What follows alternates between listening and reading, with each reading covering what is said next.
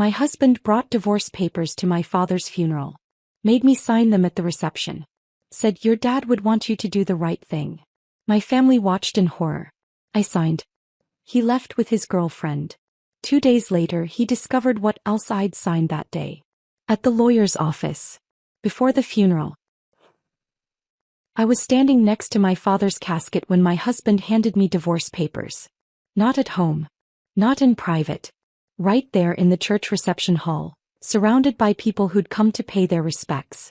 The florals from the service were still fresh. Dad had been dead less than 6 hours.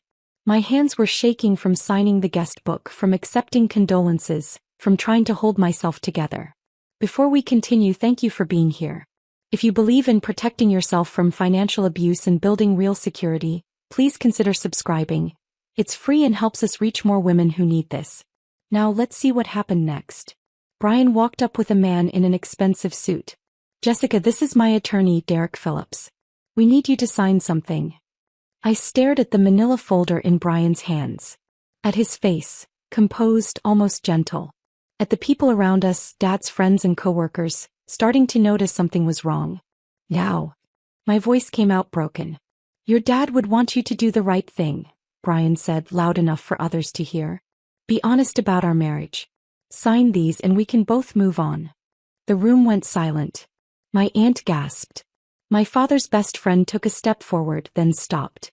Everyone was watching. Everyone was waiting to see what I'd do. I looked down at the papers Brian was offering. Divorce petition. My name as respondent. His name as petitioner. All the legal language about irreconcilable differences and asset division. You're doing this here? At my father's funeral. I'm doing this now because it needs to be done, he said. Before things get complicated with the estate. Your dad would understand. He'd want you to be practical. Something about the way he said it, the fake sympathy, the manipulation, the timing, made me think about the meeting I'd had that morning. The one Brian didn't know about. The one at the lawyer's office 2 hours before Dad's service. The one where I'd learned everything. Okay, I whispered. I'll sign. But what Brian didn't know was what else I'd signed that day. What I'd learned. What trap my father had set in his final 72 hours of life. He didn't know that the papers I'd signed that morning had already destroyed him. Let me back up. Let me tell you how I got here. How my father ended up dead at 72. How my husband ended up serving me divorce papers over his casket. How my entire life unraveled and rebuilt itself in the span of 1 week. It started 3 days earlier, on a Monday morning that felt exactly like every other Monday morning for the past 7 years. I stood at the kitchen counter at 5:30 a.m., making coffee in the same chipped pot I'd been using since Brian and I got married. The machine gurgled and dripped, filling our small rental house with a smell that should have been comforting but just felt repetitive. Another day. Another early shift. Another morning of waking up before my husband because I had a real job and he had networking meetings. Brian was still asleep upstairs. He'd been sleeping later and later over the past year, claiming his investor calls ran late into the night. I'd stopped questioning it months ago because questions led to arguments, and arguments led to me feeling like I was crazy for not understanding his vision. I worked at Memorial Hospital as a medical billing specialist. Fancy title for sitting in a basement cubicle processing insurance claims for people I'd never meet. The job paid okay. Enough to cover our rent, groceries, utilities, and whatever Brian's latest business venture required. He always had a venture. Always had a pitch. Always had a reason why this one would be different from all the others that had failed. My phone buzzed on the counter. A text from Dad. Breakfast Thursday? Need to talk to you about something. Important. I frowned at the screen. Dad usually texted about breakfast on Saturdays, our standing weekly tradition. Thursday was different. And important wasn't a word Dad used lightly. I typed back, everything okay? 3 dots appeared, then disappeared.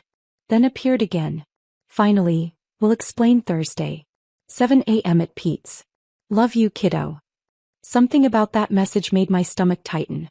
Dad was 72, still working as an electrician, still climbing ladders and fixing wiring in buildings across 3 states. I worried about him constantly, especially since Mom had died when I was 16. He was all I had left. Him and Brian, and lately Brian felt more like a stranger than a husband. Brian stumbled downstairs at 6:15, hair messy, wearing the clothes he'd fallen asleep in on the couch last night. Another late networking meeting, he'd said when he came home at midnight. Another opportunity that required his full attention. He kissed my forehead without really looking at me. Morning. Morning. Coffee's ready. Can't. Running late. He grabbed his keys, checked his phone, headed for the door. Late for what? It's 6:15 in the morning. Breakfast meeting with a potential investor. This one's different, Jess. This one's real. I'd heard that exact sentence at least 50 times in 7 years. Brian, we need to talk about some bills. Later. Promise. This meeting could change everything. The door closed behind him. I stood alone in our kitchen holding my coffee, staring at the stack of red-stamped envelopes on the counter I'd been avoiding for weeks. Past due. Final notice. Collections warning. I noticed something then. The cologne. Brian was wearing the expensive cologne he kept in the bathroom cabinet, the one he said was too special for every day. He was wearing it for a 6:30 a.m. breakfast meeting. That detail stuck with me all day. Through my commute to the hospital.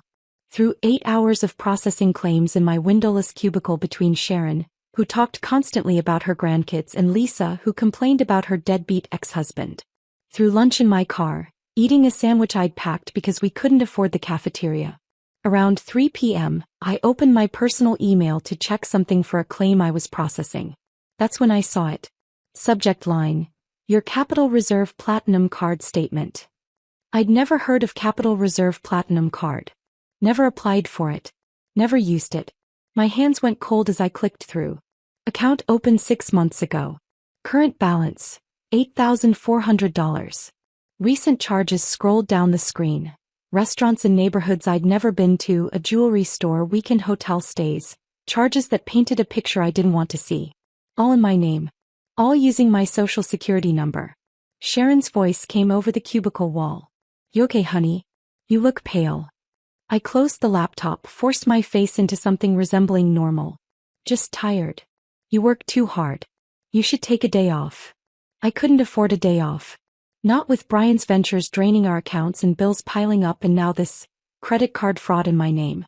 During my break, I called the credit card company from my car in the employee parking lot. The representative was professional, unhelpful in that way customer service always was. The account was opened in person at our downtown branch 6 months ago. The application includes your signature and correct security question answers. What security questions?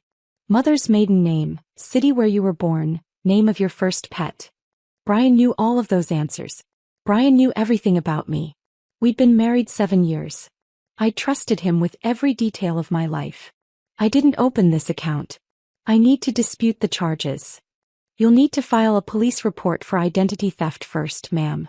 Then we can begin an investigation. I sat in my Honda Civic staring at the hospital building, at people walking in and out living their normal lives, and felt something crack inside my chest. Not a clean break. A fracture that had been forming for months, maybe years, finally splitting open. My phone rang. Hey kiddo, about Thursday. Can we move it up? Tomorrow morning instead? Same time, same place. His voice sounded strange. Tight. Urgent. Dad, what's going on? You're scaring me. Nothing to be scared about. Just need to talk to you about some paperwork. Estate stuff. Boring but important. Are you sick? No. Well, no more than usual. Just getting old and trying to be responsible. Thursday at 7 a.m.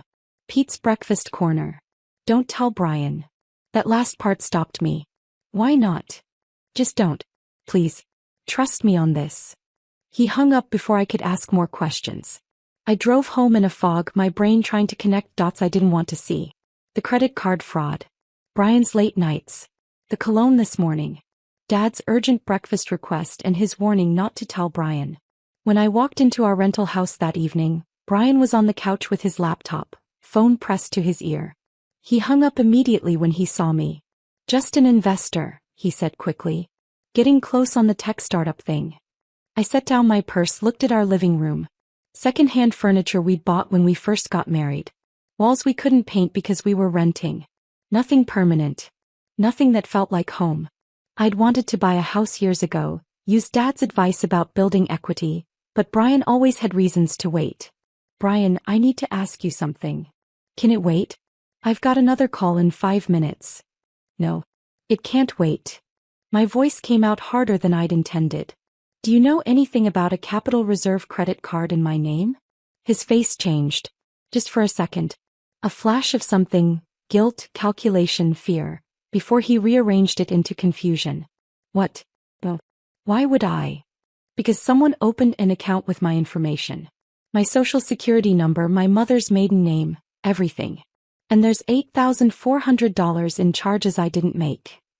He stood up, ran his hand through his hair. That's identity theft. We need to file a police report. The card was opened in person. With security questions only you or I would know the answers to. Jess, are you accusing me of something? I'm asking you a direct question. He moved closer, put his hands on my shoulders. The touch felt manipulative rather than comforting. You've been so stressed lately. Working those long hours, worrying about money. Is it possible you opened it and forgot? Maybe during one of those nights you couldn't sleep. The word appeared in my mind with perfect clarity. Gaslighting. I stepped back away from his hands. I didn't open it, Brian. Hey. Okay. He held up his hands like I was being unreasonable. I believe you. We'll figure it out. But right now I really do have this call I can't miss. It's with the Silicon Valley guy, the one who could actually fund the whole thing. Can we talk about this tonight? He grabbed his keys, his phone, his laptop. I'll be at the coffee shop. Better Wi-Fi for video calls. The door closed behind him. I stood alone in our rented house, surrounded by temporary furniture and unpaid bills and the growing certainty that my husband was lying to me about everything. I didn't sleep that night. Just lay in bed staring at the ceiling, listening to Brian come home at 11:30 p.m., listening to him undress in the dark, listening to him fall asleep while I counted all the small lies that had led to this moment. Thursday morning, I met Dad at Pete's Breakfast Corner at 7 a.m. The diner was a place we'd been going since I was a kid. Red vinyl booths, coffee in white ceramic mugs, waitresses who'd worked there for decades and knew everyone's orders by heart. Dad was already there, sitting in our usual booth by the window. He looked different. Smaller somehow. Older than he'd looked the week before. You look tired, Dad. He smiled, but it didn't reach his eyes. Could say the same about you, kiddo. We ordered. Him the lumberjack special. Me the eggs and toast I never finished. The waitress left and Dad pulled an envelope from his jacket pocket. I need you to go somewhere this morning. Before work. He slid the envelope across the table. Inside was a business card. Eleanor Hartwell, estate attorney. Dad, what's going on? His jaw tightened. The same expression he'd had when Mom was sick, when he was trying to be strong for me. I'm updating some paperwork. The will, the properties, all that stuff. Eleanor's been my attorney for years. She needs you to sign some things. What properties? He waved his hand dismissively. Some rental houses I picked up over the years. Union benefits, retirement stuff. Nothing exciting. But it's important you're there. 9 a.m. Her office is downtown, 10 minutes from the hospital.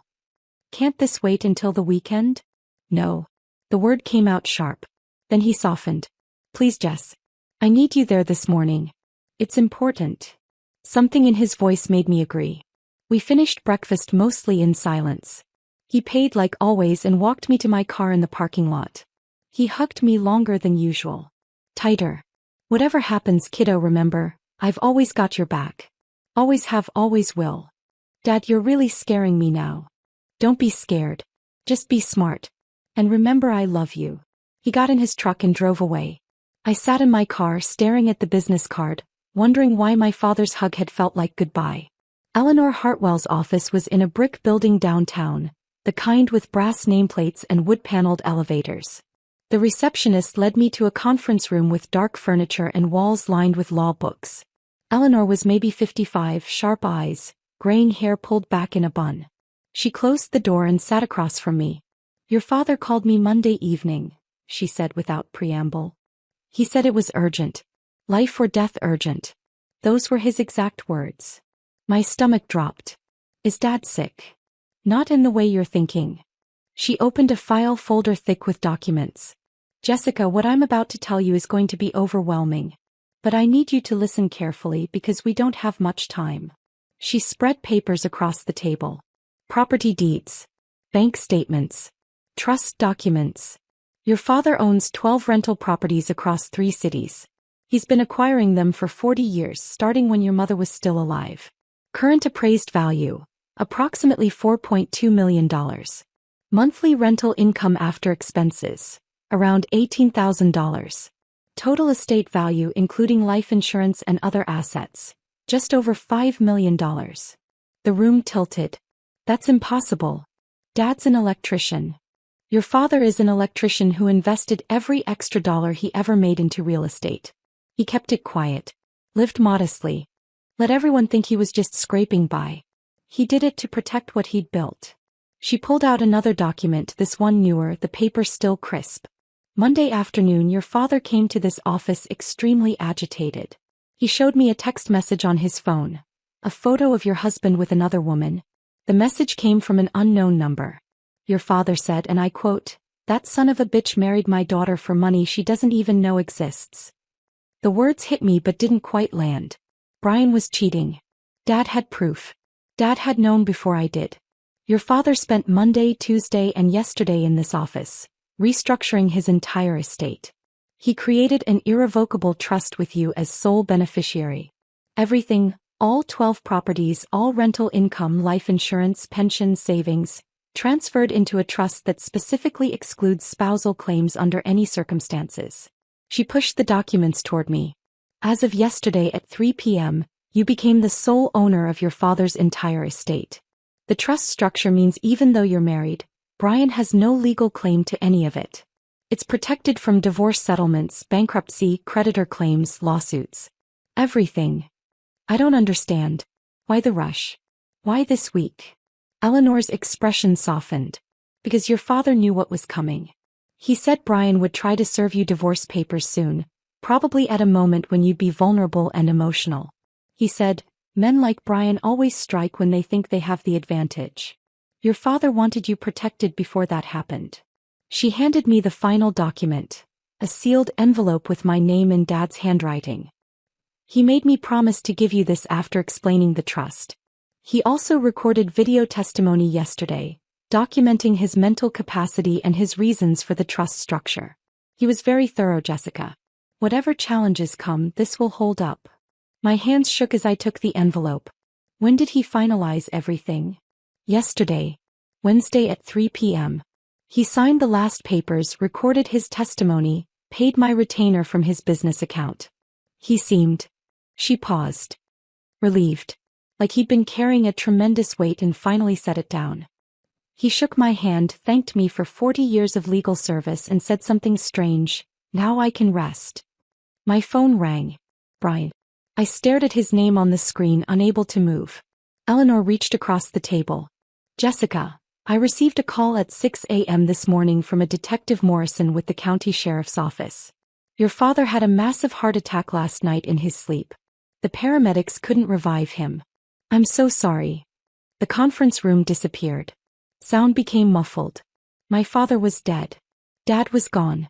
And in his final 72 hours he'd somehow known it was coming, known what Brian was planning, known exactly what needed to be done to protect me. That's how I ended up here. Standing next to my father's casket in a church reception hall. Watching my husband hand me divorce papers with Dad's friends looking on in horror. Preparing to sign documents that Brian thought would give him half of an estate he didn't know I already owned. Preparing to spring the trap my father had built in his last 3 days of life. Derek Phillips followed us to a small Sunday school classroom upstairs, away from the reception. Children's drawings covered the walls. Noah's Ark, Jesus with lambs, bright crayons on construction paper. Tiny chairs were stacked in the corner. The room smelled like old books and glue sticks. He closed the door, opened his leather folder with practiced efficiency. Mrs. Morrison, I represent your husband in a personal legal matter. Given the timing of your father's passing and the need for clarity regarding estate proceedings, Mr. Morrison has asked me to present you with these documents today. He pulled out papers, set them on a child-sized table. Divorce petition. State of Oregon. Petitioner, Brian James Morrison. Respondent, Jessica Marie Morrison. My aunt's face appeared in the small window of the classroom door. She looked horrified, mouthing words I couldn't hear. Other faces joined hers.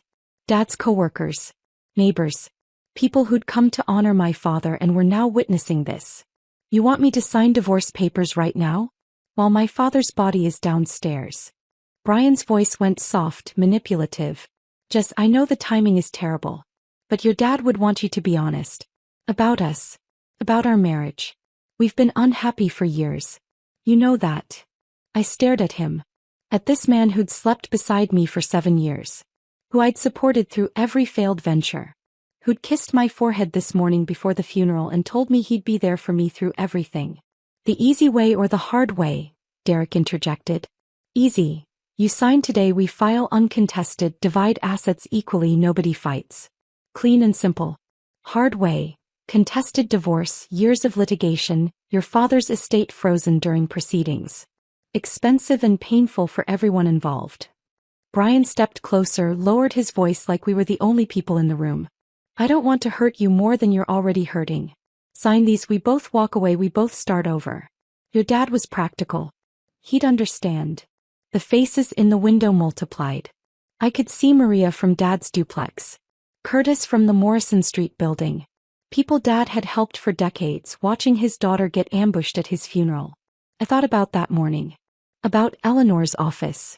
About the documents I'd signed at 7 a.m., 2 hours before the service started. About the empire I'd learned existed while Dad's body was still at the morgue. Okay, I whispered. Where do I sign? Relief flooded Brian's face. Derek pulled out a pen, showed me the signature lines. Initial here. Sign there. Date this page. My hand shook.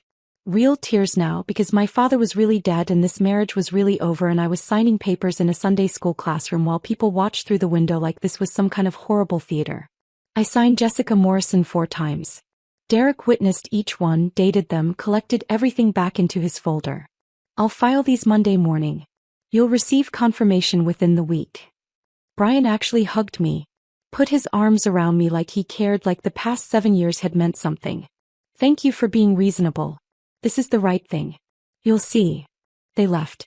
I stood alone with crayon drawings of Bible stories, listening to footsteps descend the stairs, listening to my aunt's voice raised in anger downstairs, listening to my marriage end in the same building where my father's funeral had just happened.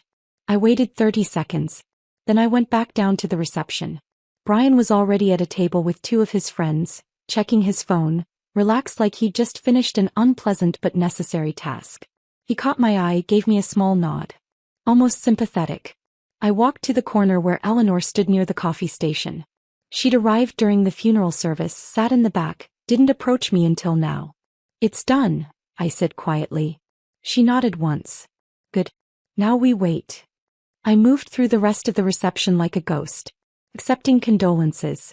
Listening to stories about Dad I'd never heard. A woman named Maria from the 7th Avenue duplex hugged me, cried with me, told me my father had waived her rent for 3 months when she'd lost her job. Curtis, an elderly man from Morrison Street, said Dad had fixed his grandson's car for free last winter. Story after story of a man who'd lived quietly, generously without ever telling me. The Johnson family approached, young parents with a toddler. Your dad installed playground equipment behind our building with his own hands, the mother said. Wouldn't let us pay him. Said kids needed safe places to play. These people knew my father better than I'd known him. They'd seen the empire he'd built, not in properties and rental income, but in relationships and kindness and care. Brian left early, barely an hour after the signing. Kissed my forehead again, said something about needing to handle some things, promised he'd check on me later. He didn't check on me later. He didn't come home that night. I stayed until the last person left. Helped Pastor Williams and the church ladies clean up. Stacked chairs. Threw away paper plates. Put leftover casseroles in containers. Physical work that didn't require thinking. Your father was a good man, Pastor Williams said as we wiped down tables. Best kind. The kind who did right without needing credit for it. I drove to a Holiday Inn Express instead of going home. Paid cash. Used my mother's maiden name to check in.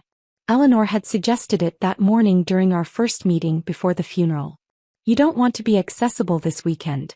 Let Brian think everything's going according to his plan. Let him get comfortable. I lay on the hotel bed, still in my funeral dress, and finally opened my phone to the dozens of missed calls and messages. 7 from Brian, increasingly annoyed. Where are you? Jess, I need to talk about the property list for probate. Why aren't you answering? We need to stay ahead of this. Then a text from a number I didn't recognize. This is Vanessa. Brian's with me. We need to discuss asset division. Please call tomorrow. Vanessa. The blonde woman from the photo Eleanor had shown me. The one kissing my husband 2 weeks ago. My phone rang. Eleanor. How are you holding up? I signed the papers. Just like Dad planned. Good. Monday morning, Brian's attorney will file the divorce petition. By Monday afternoon he'll try to access information about your father's estate. That's when he'll discover the trust structure. By Tuesday he'll realize he has no claim to anything. Wednesday at the latest we'll be filing counter-complaints for identity theft and fraud based on those credit cards. Her voice was steady, professional, almost soothing. Jessica, your father built a perfect trap. Every move Brian makes from here tightens it. You just need to stay strong a little longer. I don't feel strong. I feel empty. That's grief. That's normal. But underneath the grief there's something else building. Soon you'll feel it. Freedom. Clarity. Strength you didn't know you had. After we hung up, I pulled out Dad's letter again. Read it for the 5th time since that morning. I'm giving you freedom. Freedom from a man who never deserved you. The postscript caught my attention. The commercial property on 4th Street? That's the one I leased to Brian 3 years ago below market rate, trying to give him a chance. Check with the property management company. I opened my laptop, searched my email for anything about 4th Street. Found an old message from 3 years ago, Dad forwarding me Brian's business plan for an electrical supply store. I'd been so proud of Brian then. Dad was giving him a real opportunity, helping him finally succeed. I pulled up the property management company's website, Riverside Properties. Found their office number. It was Saturday evening, but I called anyway, left a voicemail asking about the 4th Street commercial space and my father's account. They called back 20 minutes later. Weekend emergency line. Ms. Hart? I'm so sorry for your loss. Your father was one of our best clients. Regarding the 4th Street property, are you aware of the ongoing lease violation issues? What issues? The property manager, a woman named Sandra, sighed. Your father leased that space to Brian Morrison 3 years ago at $1,200 monthly when market rate was $2,800. Very generous terms. The lease specified use as an electrical supply retail store. About 18 months ago, we discovered Mr. Morrison had sublet the space to a vape shop without authorization. He was collecting roughly $3,000 monthly from the subtenant while paying your father $1,200 and pocketing the difference. My stomach turned. Your father tried to work with him. Multiple warnings. Payment plans. Second chances. But Mr. Morrison fell 3 months behind on rent, violated the sublease clause repeatedly, and ignored all communication. 6 months ago, your father authorized us to begin eviction proceedings and filed a civil suit for back rent and damages. Total amount owed, $47,000. I sat on the hotel bed, phone pressed to my ear, understanding spreading through me like poison. Has Brian been served with the lawsuit? Not yet. The papers were supposed to be delivered this week, but given your father's passing we held them out of respect. We weren't sure how you wanted to proceed. Proceed exactly as my father instructed. Serve the papers. Continue the eviction. All of it. Are you sure? It's a family matter now. Brian Morrison is not my family. Not anymore. My father made his decision. I'm standing by it. After hanging up, I sat in that generic hotel room with its beige walls and mass-produced art, and felt something shift inside me. Not grief anymore. Not shock. Something colder. Harder. Brian hadn't just cheated on me. He'd stolen from my father. Lied about his business failing when actually he'd been committing fraud. Used Dad's generosity as another revenue stream while crying poverty at home. Dad had known. For 6 months, Dad had known and said nothing to me. Building his case. Documenting everything. Protecting me the only way he knew how.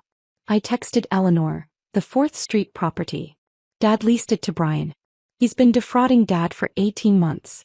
There's a lawsuit pending. Can we use this? Her response came immediately. Yes. That's fraud, breach of contract, and evidence of character. Adds weight to everything else. Your father was meticulous, Jessica. Every piece matters. Sunday morning I woke early in that hotel room. Couldn't go home. Couldn't face the house I'd shared with Brian. Instead I drove to the first property on Eleanor's list. The duplex on 7th Avenue where Maria lived. The building was small but well-maintained. 2 units, flower boxes on the windows, a neat lawn someone clearly cared for. Dad's old truck was still parked in the small lot behind it, work tools visible through the rear window. I sat in my car staring at that truck. The faded Union sticker on the bumper.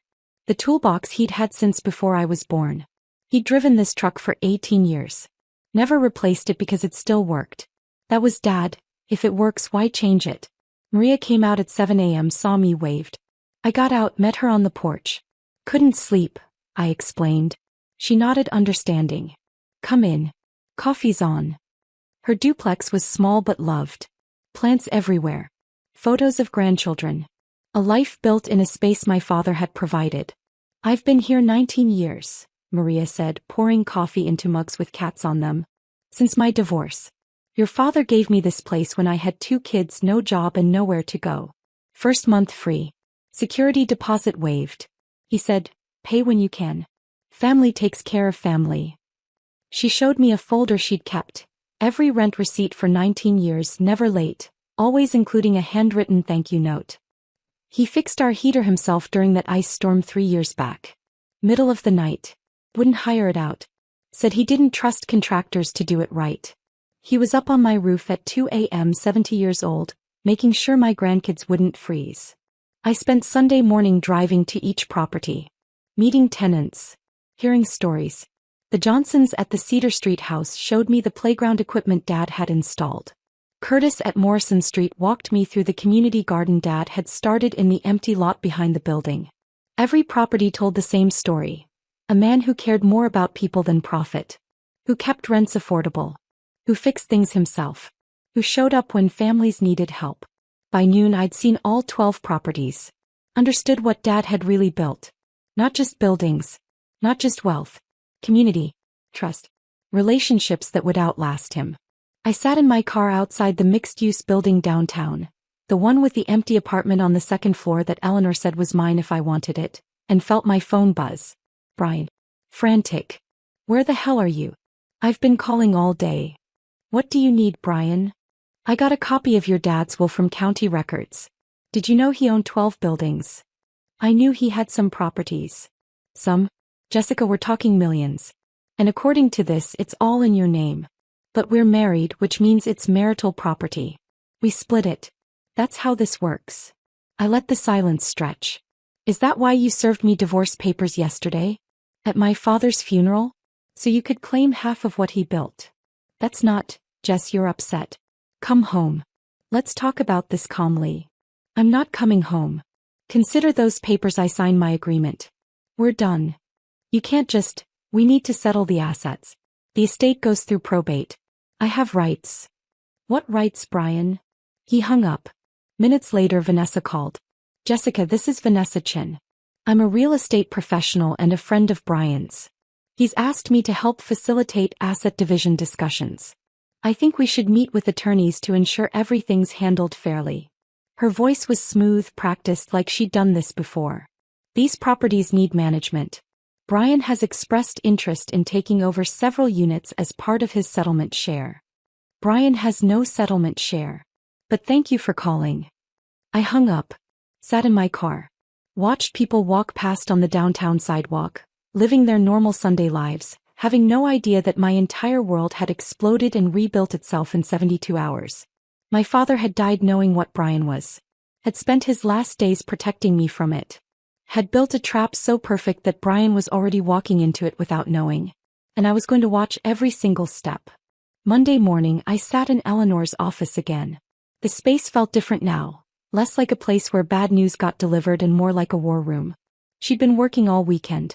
Files covered the conference table, organized by property, by date, by type of documentation. Coffee? She offered, pouring from a carafe without waiting for my answer. I took the mug, grateful for something to hold. I hadn't slept in the hotel Sunday night. Just lay there replaying Brian's voice on the phone, the way he'd gone straight to the money, the way Vanessa had called like she had any right to speak to me. We're starting with the commercial property on 4th Street, Eleanor said, pulling out the thickest folder. The one your father leased to Brian. I'd almost forgotten about Dad's postscript. Almost. Eleanor opened her laptop, angled it so I could see the screen. Email exchanges between Dad and Riverside Properties, the management company. The messages started 3 years ago, friendly and optimistic. Jason Hart leasing 2,400 square feet to son-in-law Brian Morrison for electrical supply store. Below market rate approved. $1,200 per month when market rate is $2,800. Lease term, 3 years with option to renew. Dad had believed in Brian once. Had given him a real opportunity, not just talked about it. Had cut the rent by more than half to give him a fighting chance. I scrolled through more emails. The tone shifted around 18 months ago. Jason, need to discuss 4th Street property. Tenant has sublet space to retail vape shop without authorization per lease agreement. Lease specifies electrical supply store only. Please advise. Dad's response, I'll talk to Brian. He probably needed extra income to get through the startup phase. I'll have him correct it. More emails. More promises from Brian that Eleanor showed me in forwarded messages. Getting the vape shop out this month, I swear. Just need another few weeks to transition. The electrical supply business is picking up. Won't need the sublease much longer. Wise. All wise. 6 months ago, the property manager's tone changed completely. Jason, we need to discuss lease termination. Tenant is 3 months behind on rent. Sublease continues despite multiple violations. Neighboring businesses complaining about increased foot traffic and loitering. The vape shop is causing problems we can't ignore. Your call on how to proceed, but this situation isn't sustainable. Dad's response was dated 3 days before he changed his will. Proceed with eviction. File necessary paperwork. I made a mistake trusting this man. Document everything for legal purposes. Eleanor closed the laptop. Your father discovered Brian was collecting roughly $3,000 monthly from the vape shop subtenant. He paid your father $1,200, pocketed the $1,800 difference, and told both of you the business was struggling. My hands tightened around the coffee mug. For how long? 18 months. Total amount Brian owes your father in back rent, unpaid utilities, property damages and lease violations. $47,000. Your father filed a civil suit 2 weeks ago. Brian hasn't been served yet. The papers were scheduled for delivery this week, but the process server held them after your father died, waiting for instruction from the estate. I set down the mug before I crushed it. Brian cried to me about that business for 3 years. Said Dad wasn't helping enough, wasn't giving him good advice, didn't understand modern retail. And the whole time he was stealing from him. Not just stealing. Lying to you about it. Using your sympathy to deflect questions. Your father knew you'd defend Brian if confronted. That's why he built the case quietly. Eleanor pulled out another document. There's more. I've been trying to trace that text message your father received. The photo of Brian and the woman. This morning I found the source. She showed me a website on her phone. Marcus Chin, private investigator. Licensed in Oregon, Washington, and California. Specializing in matrimonial investigations, surveillance and background checks. The number belongs to him. I called. He wants to meet with you. Today if you're ready. A private investigator sent my father that photo? Yes. And I think you need to hear why. 2 hours later I sat in a cramped office above a Chinese restaurant in a part of downtown I'd never been to. The building smelled like ginger and soy sauce. The stairway was narrow, walls covered in peeling paint. Marcus Chen's office was on the 3rd floor, a single room with a desk, filing cabinets, and windows that looked out onto a parking lot. Marcus was maybe 40, Asian with tired eyes and the kind of face that had seen too much of people's worst moments. Evidence folders were stacked on every available surface. Filing cabinets, shelves, the floor. He gestured to the only other chair in the room. Sit. Want tea? No. I want to know why you sent my father that photo. He nodded, appreciating the directness. Your father didn't hire me. I contacted him. Let me show you why. He pulled a file from his desk, thick enough to be a phone book. The tab read, Vanessa Chin. That's my ex-wife. Was my wife. Divorce finalized 2 months ago after a year of hell. He opened the file. Surveillance photos spilled out. A blonde woman, polished and professional, meeting various men at restaurants, hotels, parking garages. Some photos were dated, time-stamped, annotated with locations. Vanessa's a real estate agent. Successful. Makes good money. She's also a serial cheater and, I discovered too late, a con artist. I started tracking her last year when I realized our marriage was falling apart and I didn't understand why. He pulled out a specific set of photos. Vanessa with Brian. Meeting at a coffee shop. At a restaurant. Outside a hotel. The progression was obvious. Strangers to acquaintances to something more. I followed her to a property showing 18 months ago. One of those open houses for a commercial space downtown.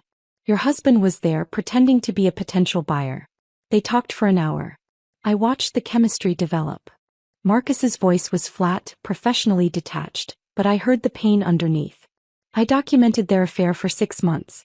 Watched it develop from flirtation to regular meetings to hotel rooms. Standard cheating, I thought. Until I found files on her laptop. He turned his computer screen toward me. Spreadsheets. Property records. Public documents showing Dad's real estate holdings. Vanessa researches her targets. She knew exactly who Brian was married to. She pulled county property records, found your father's holdings, calculated their approximate value. She cultivated Brian deliberately. Not because she loved him. Because she wanted access to your inheritance. My throat went dry. She knew about Dad's properties before Brian did? Real estate agents have access to public records most people don't know how to search. She found every property your father owned, traced the acquisition history, estimated current values. She knew you were sitting on millions and didn't know it. She saw Brian as her way in. I thought about Vanessa's phone call Sunday. How smooth she'd sounded. How professional. How she'd positioned herself as a neutral third party trying to help. Why tell my father? Why not me? Marcus leaned back in his chair. Bez, I saw you once. Last summer. You were picking Brian up from a restaurant where he was meeting Vanessa. Both of them lied, told you and me they were meeting other people. You looked exhausted. Confused. Like you were trying to hold something together that was already broken. You looked exactly how I felt. He pulled out more files. I thought about warning you directly. Showing up, explaining everything. But I've been a PI for 15 years. I've learned that affair victims don't believe strangers. They make excuses.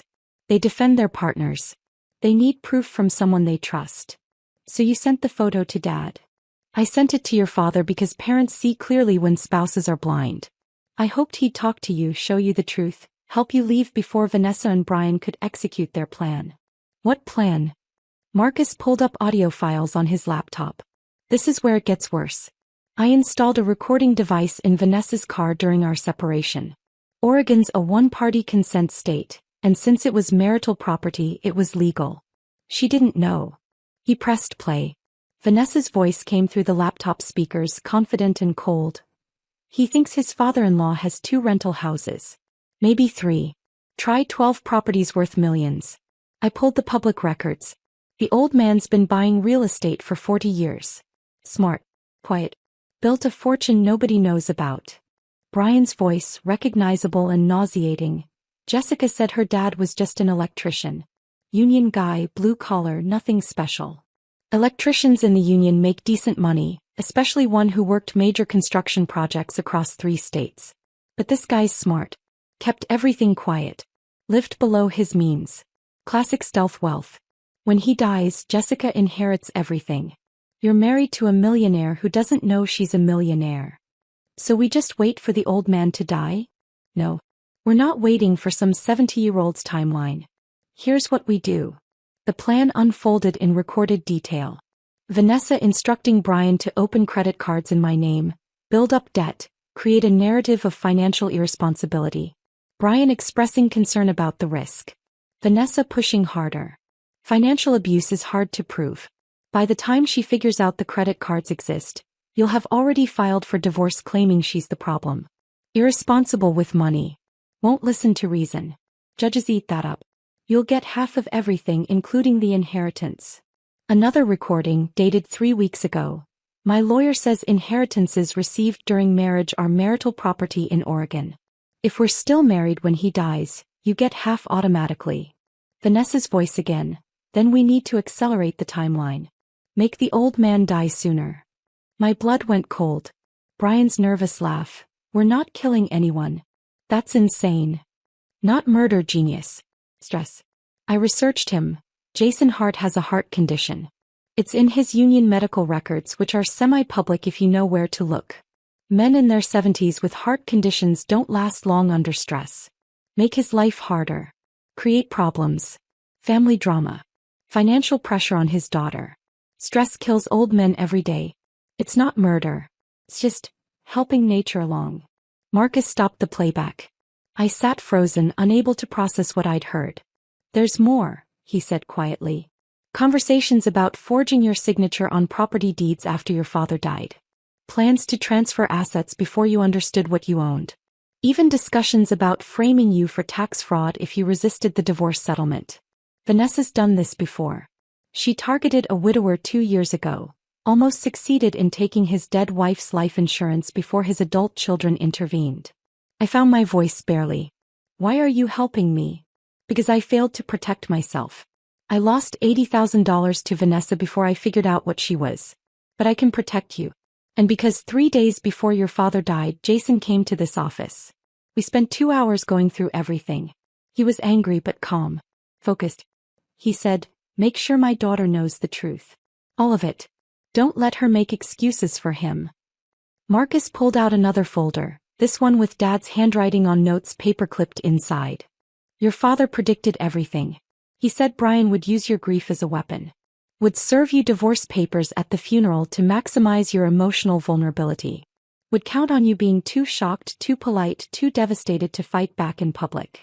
He showed me documents. Divorce papers pre-filed in my name, dated 3 days before Dad died. Papers that were never submitted. Your father had these prepared as a backup. He was ready to file on your behalf if necessary. But he suspected Brian would move first. He wanted you protected either way. The plan Dad had built was intricate, almost cinematic. He'd anticipated Brian's funeral ambush. Had coached Eleanor on timing, on what to reveal when, on how to let Brian's arrogance lead him into the trap. The trust documents transferred everything to your name Wednesday at 3 p.m., Marcus continued. Legally, as of that moment, you became the sole owner of $5 million in assets. The trust structure means even though you're married, Brian has zero claim. It's protected from divorce, bankruptcy, lawsuits, creditors, everything. He pulled out surveillance photos from the past week. Brian meeting with his attorney Derek Phillips. Brian with Vanessa at a coffee shop reviewing documents. Brian at a print shop, making copies of what were obviously legal papers. He served you at the funeral exactly as your father predicted. Vanessa coached him. She called it poetic justice in one of the recordings. They thought you'd sign anything while grieving. Thought your family would be too horrified to intervene in a public setting. Marcus met my eyes. Your father set a perfect trap. Brian walked right into it. The question now is what happens next. What does happen next? Monday, today, Brian's attorney files the divorce petition. By this afternoon he'll try to access information about your father's estate for asset division. That's when he discovers the trust. By tomorrow he'll realize he has no claim to anything. By Wednesday we'll be filing criminal complaints for identity theft and fraud. And by the end of the week Brian and Vanessa will both be facing charges. I looked at the folders, the recordings, the evidence of 18 months of conspiracy against me. My father did all this in 3 days? No. Your father had been documenting Brian's failures for years. Little things. Financial red flags. Behavioral patterns. The commercial property fraud. He just didn't put the pieces together until I sent that photo Monday. Then everything clicked into place. He spent 72 hours building the legal framework to protect you from what he knew was coming. I sat back in that cramped office above the Chinese restaurant, surrounded by evidence of my husband's betrayal, and felt something shift inside me. Dad had known he was dying. I was sure of it now. The urgency, the thoroughness, the way he'd said goodbye at breakfast Thursday morning without saying the words. He tied up every loose end in 72 hours because he'd known he didn't have more time. And he'd spent those final hours protecting me. I left Marcus's office Friday afternoon with a flash drive containing every recording, every surveillance photo, every piece of evidence he'd compiled over 18 months. The weight of it in my pocket felt heavier than it should have. "Tomorrow's going to be hard," Marcus said at the door. "Harder than you think. You'll see Brian playing the grieving son-in-law. You'll watch him perform sympathy he doesn't feel. Just remember, your father knew this was coming. He prepared you for it." Saturday morning arrived too fast. I woke at 5 a.m. in the hotel room, put on the black dress I'd bought Thursday afternoon in a fog, and drove to St. Mark's Church an hour before the service started. The building smelled like lilies and furniture polish, exactly like it had 16 years ago when we'd buried Mom in this same sanctuary. I'd requested the same church deliberately. Dad would have wanted it. Some kind of full circle. I stood alone in front of Dad's closed casket, the reality of it finally hitting me. He was in there. My father. The man who'd raised me alone after Mom died. Who'd worked overtime for years to pay for my college.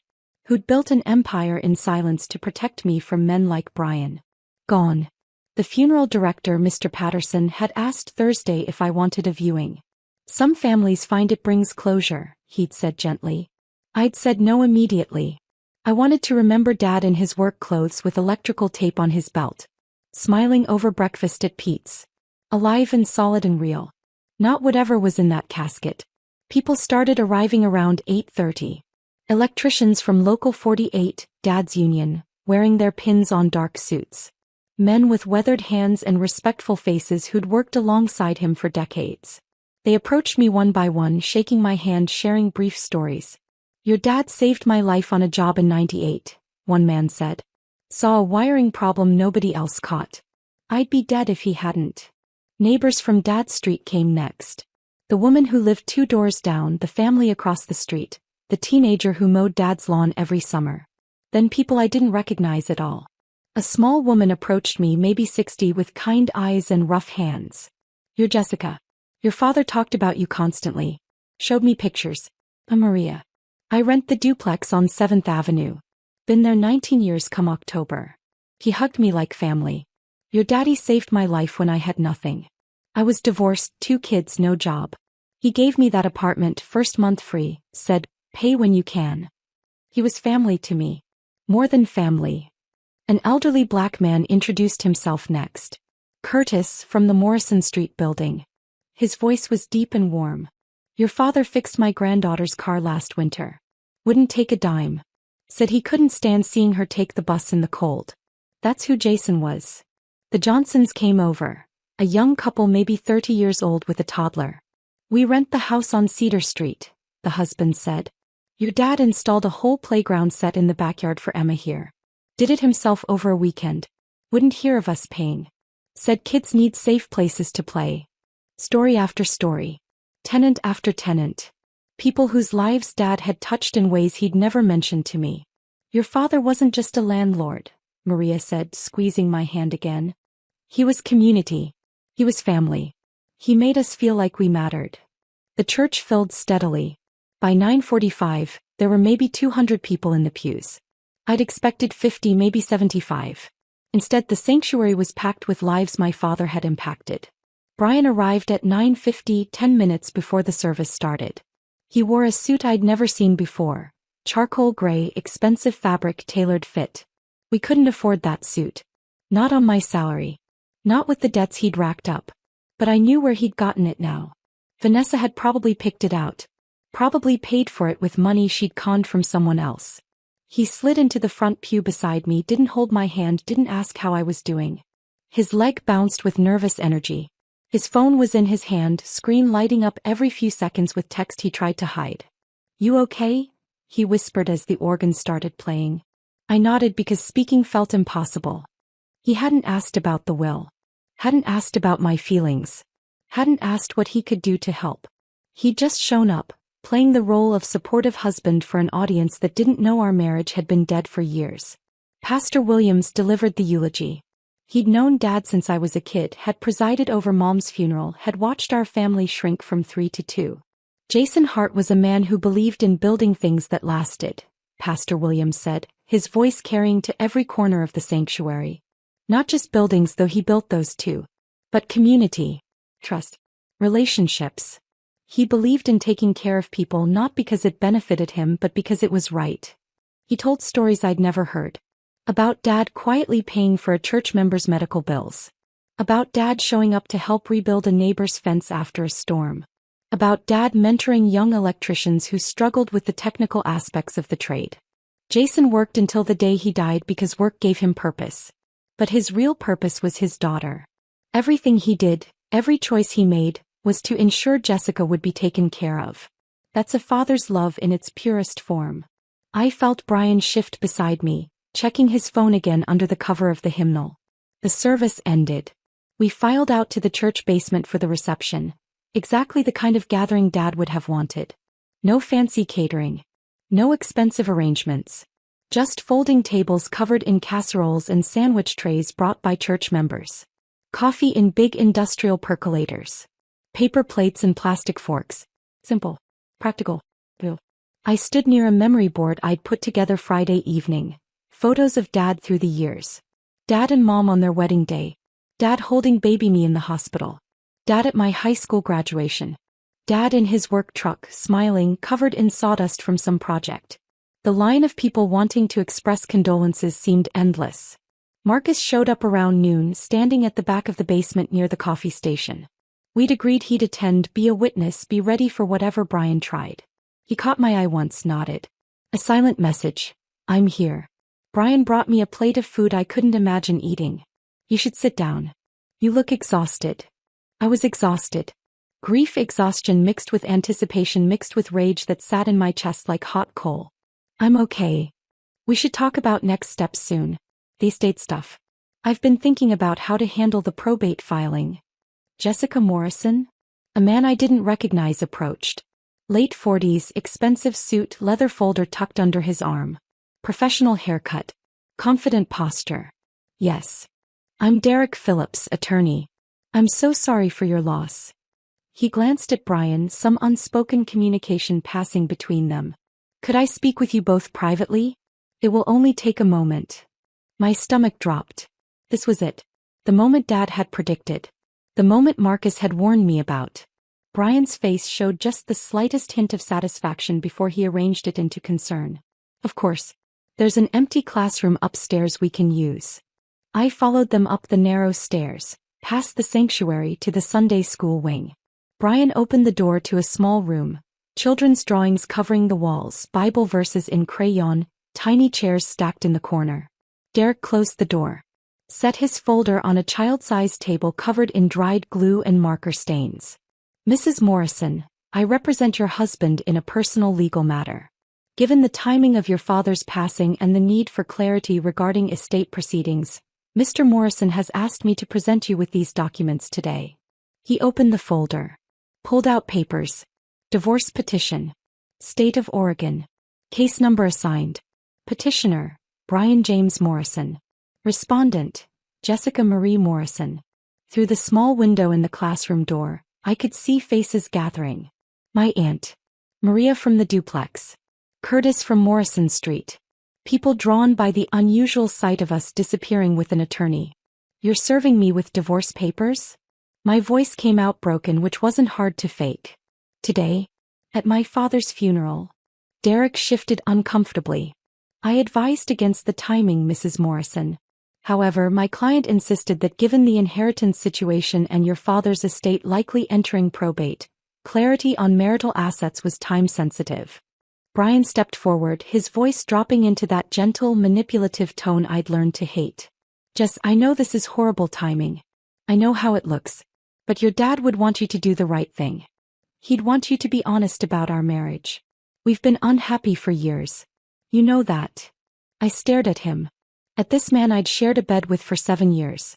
Who I'd supported through every failed venture. Who I'd defended when Dad expressed doubts. We can do this the easy way or the hard way, Brian continued. Easy way. You sign today, acknowledge receipt, we file uncontested, split everything 50-50. Your dad's properties go through probate, get divided, nobody fights. Quick, clean, done. We both move on with our lives. And the hard way? Derek answered, his tone professionally neutral. Contested divorce. Years of litigation. Legal fees mounting on both sides. Your father's estate frozen during proceedings, costing money in attorney fees and court costs. Painful for everyone involved. Brian moved closer, put his hand on my shoulder. Through the door window, I saw my aunt's face go pale with shock. I don't want to make this harder than it already is, Brian said. I don't want to hurt you more than you're already hurting. Sign the papers now. Grieve your dad without this hanging over you. Deal with the legal details later when you're thinking more clearly. I promise I'll make this as painless as possible. The eagerness in his voice was barely hidden under the fake compassion. He thought he was winning. Thought he timed this perfectly. Thought I'd sign anything while grief-stricken and surrounded by witnesses who'd pressure me not to make a scene. I thought about Dad's letter. About Marcus's recordings. About Vanessa's voice on that audio file saying, "Make the old man die sooner." "Okay," I whispered. "Where do I sign?" Brian's relief was visible. His shoulders relaxed. A small smile touched his lips before he caught himself. Derek laid the papers out on the tiny table, showed me signature lines. Initial here, here, and here. Sign at the bottom. Date this page. My hand shook as I picked up the pen. Real tears now, because my father really was dead and this marriage really was over, and I was standing in a Sunday school classroom signing divorce papers while children's drawings of Noah's Ark looked down at me. I signed Jessica Morrison 4 times. Derek witnessed each signature, added his own name, dated everything with careful precision. "I'll file these Monday morning first thing," he said, collecting papers back into his folder. "You'll receive official confirmation within 7 to 10 business days. If you have questions, your attorney can contact my office." Brian actually hugged me, pulled me against his chest like he cared. Like the past 7 years had meant something. Like he was sad this was ending. "Thank you for being reasonable," he said into my hair. "This is the right thing. We'll both be happier this way." They left the room. I stood alone with crayon drawings of Bible stories and the smell of old glue, counting to 30 in my head. Then I returned to the reception. Brian was already at a table with 2 of his friends, his body language relaxed, phone out, typing away. Probably texting Vanessa. Probably celebrating. I walked to Marcus, who'd watched everything from his position by the coffee. "It's done," I said quietly. He nodded. Phase 1 complete. Now we wait. Eleanor had arrived during the service, sitting in the back. She caught my eye from across the room. A small nod. He understood. The trap was set. The prey had walked right in. Now we waited for him to realize the jaws were closing. I returned to accepting condolences, playing my role. The grieving daughter. The soon-to-be divorced wife. The woman who'd just signed papers at her father's funeral because she was too emotionally destroyed to fight. Maria hugged me tight. "Your father loved you so much, honey. Whatever you're going through, you're not alone. We're here. All of us. Jason's family takes care of each other." Curtis nodded, his voice firm. "Your daddy took care of us for decades. Now we take care of his daughter. That's how this works. That's what family means." I cried again, real tears, because these strangers, these tenants I'd just met, were offering more genuine support than my husband had in years.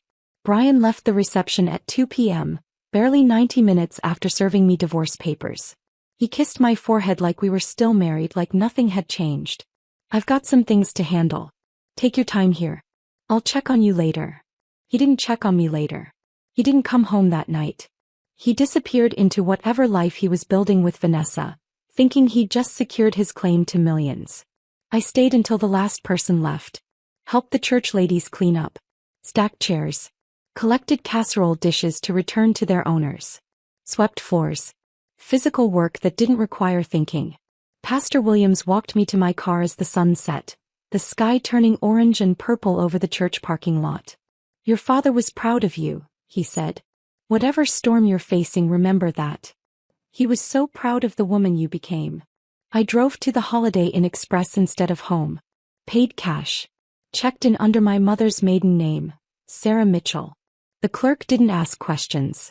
The room was generic. Beige walls. Floral bedspread. Painting of a lighthouse. Television remote wrapped in plastic. I lay on the bed, still in my funeral dress, and finally checked my phone. 7 missed calls from Brian. 3 voicemails, his tone shifting from concerned to irritated to angry.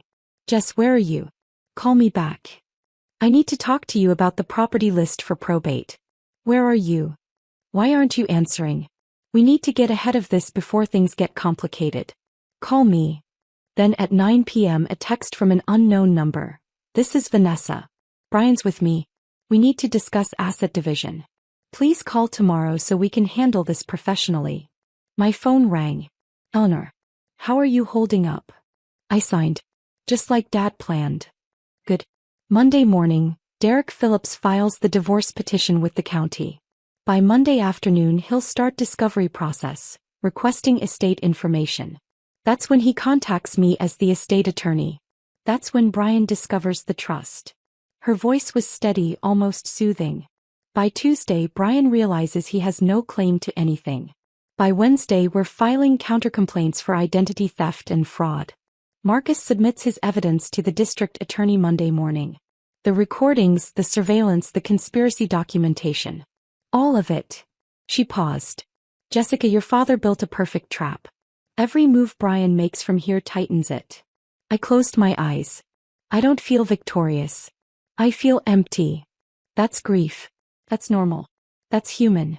But underneath the grief there's something building. Soon you'll feel it. Clarity. Strength. Freedom. After we hung up I opened Dad's letter one more time, reading it in the harsh fluorescent light of the hotel room. Life big. Life happy. Live free. Tomorrow was Sunday. Monday the trap would spring. But tonight I was just a daughter who'd lost her father. Who'd signed away a marriage that had died years ago. Who was hiding in a hotel room because going home felt impossible. I set my alarm for 6 a.m. There was somewhere I needed to be before everything exploded. Sunday morning I woke at 5:30 a.m. without needing the alarm. The hotel room was dark, silent except for the hum of the air conditioning unit.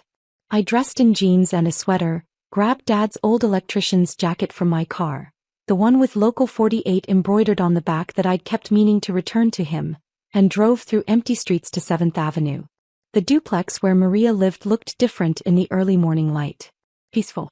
Well-maintained flower boxes on the windows, lawn recently mowed, paint fresh even though the building was decades old. Dad's truck sat in the small parking lot behind the building, right where he'd left it Thursday morning before his heart attack. I parked next to it, stared at the faded Union sticker on the bumper, the toolbox visible through the rear window. He'd driven this truck for 18 years, maybe longer. Never replaced it because it still worked fine. If it works, why change it? He'd say whenever I suggested getting something newer, safer. That was Dad. Practical to the point of stubbornness. Maria came out at 7 a.m., probably heading to work. She saw my car, saw me sitting there, and immediately changed direction toward me instead of her own vehicle. Jessica? Honey, what are you doing here? I got out, pulled Dad's jacket tighter against the morning chill. Couldn't sleep. Didn't want to be alone. I hope that's okay. Her face softened with understanding. Come inside. I'll make coffee. Her duplex was small but clearly loved. Plants covered every available surface. Windowsills, shelves, hanging baskets. Photos of grandchildren lined the mantel. A crocheted blanket draped over the couch. A life built in a space my father had provided. I've been here since my divorce, Maria said, filling a kettle at the sink. 22 years old with 2 babies and nowhere to go. My ex took everything in the split. The house, the car, the savings. Left me with nothing but child support he never paid. He pulled out mugs with cats on them. Your father showed me this place on a Tuesday afternoon. I told him I couldn't afford first month, last month, and deposit. He said, how about you just pay when you can? Family takes care of family. I cried right there during the showing. Maria opened a drawer, pulled out a folder. Inside were 19 years of rent receipts, organized by year, each one including a handwritten thank you note. Never missed a payment once I got on my feet, she said. Your daddy wouldn't raise the rent even when the neighborhood got expensive. Said he didn't buy properties to get rich, he bought them to help people build lives. He fixed our heater himself during that ice storm 3 years back. Middle of the night, 70 years old, up on the roof making sure my grandbabies wouldn't freeze. I sipped the coffee, barely tasting it. He never told me any of this. Your daddy wasn't the bragging type. I spent Sunday morning driving to each property on Eleanor's list. Meeting tenants. Hearing stories. seeing what Dad had actually built beyond the dollar amounts and property deeds. Curtis at Morrison Street showed me the community garden Dad had started in the empty lot behind the building. Raised beds full of tomatoes and peppers and herbs. A small greenhouse Dad had constructed from salvaged windows. Lot was just weeds and trash when your father bought this place, Curtis explained, walking me through rows of vegetables. He said, food brings people together. Organized the whole thing. Got everyone involved. Now we grow enough to feed half the building and donate extras to the food bank. The Johnsons at Cedar Street had a toddler who immediately ran to show me the playground equipment in the backyard. Swings, a slide, monkey bars, all installed by Dad himself over a weekend. We offered to pay, Mrs. Johnson said, watching her daughter play. Your father refused. Said every kid deserves a safe place to be a kid. He wouldn't even let us buy the materials. Did it all himself. By noon I'd visited all 12 properties. Each one told the same story. A man who cared more about people than profit. Who kept rents affordable. Who fixed things himself. Who built community. Are we going to lose our homes? Maria had asked before I left her duplex. With your father gone, will someone sell these buildings? No, I told her firmly. Nothing changes. Everything stays exactly as Dad wanted. I didn't tell her I was now their landlord. That I owned these buildings, these addresses, this legacy. They'd find out soon enough. The last stop was 4th Street. The commercial property Dad had leased to Brian. The windows were dark, a for lease sign prominently displayed. The vape shop Brian had sublet to was gone, evicted weeks ago according to the timeline Eleanor had shown me. I sat in my car in that parking lot, staring at the empty storefront. Dad had given Brian this opportunity. Cut the rent by more than half. Believed in him when he'd had no reason to. And Brian had stolen from him. Lied to him. Used his generosity as another revenue stream while crying poverty at home. Whatever sympathy I'd been holding on to snapped in that moment. My phone rang at 2 p.m.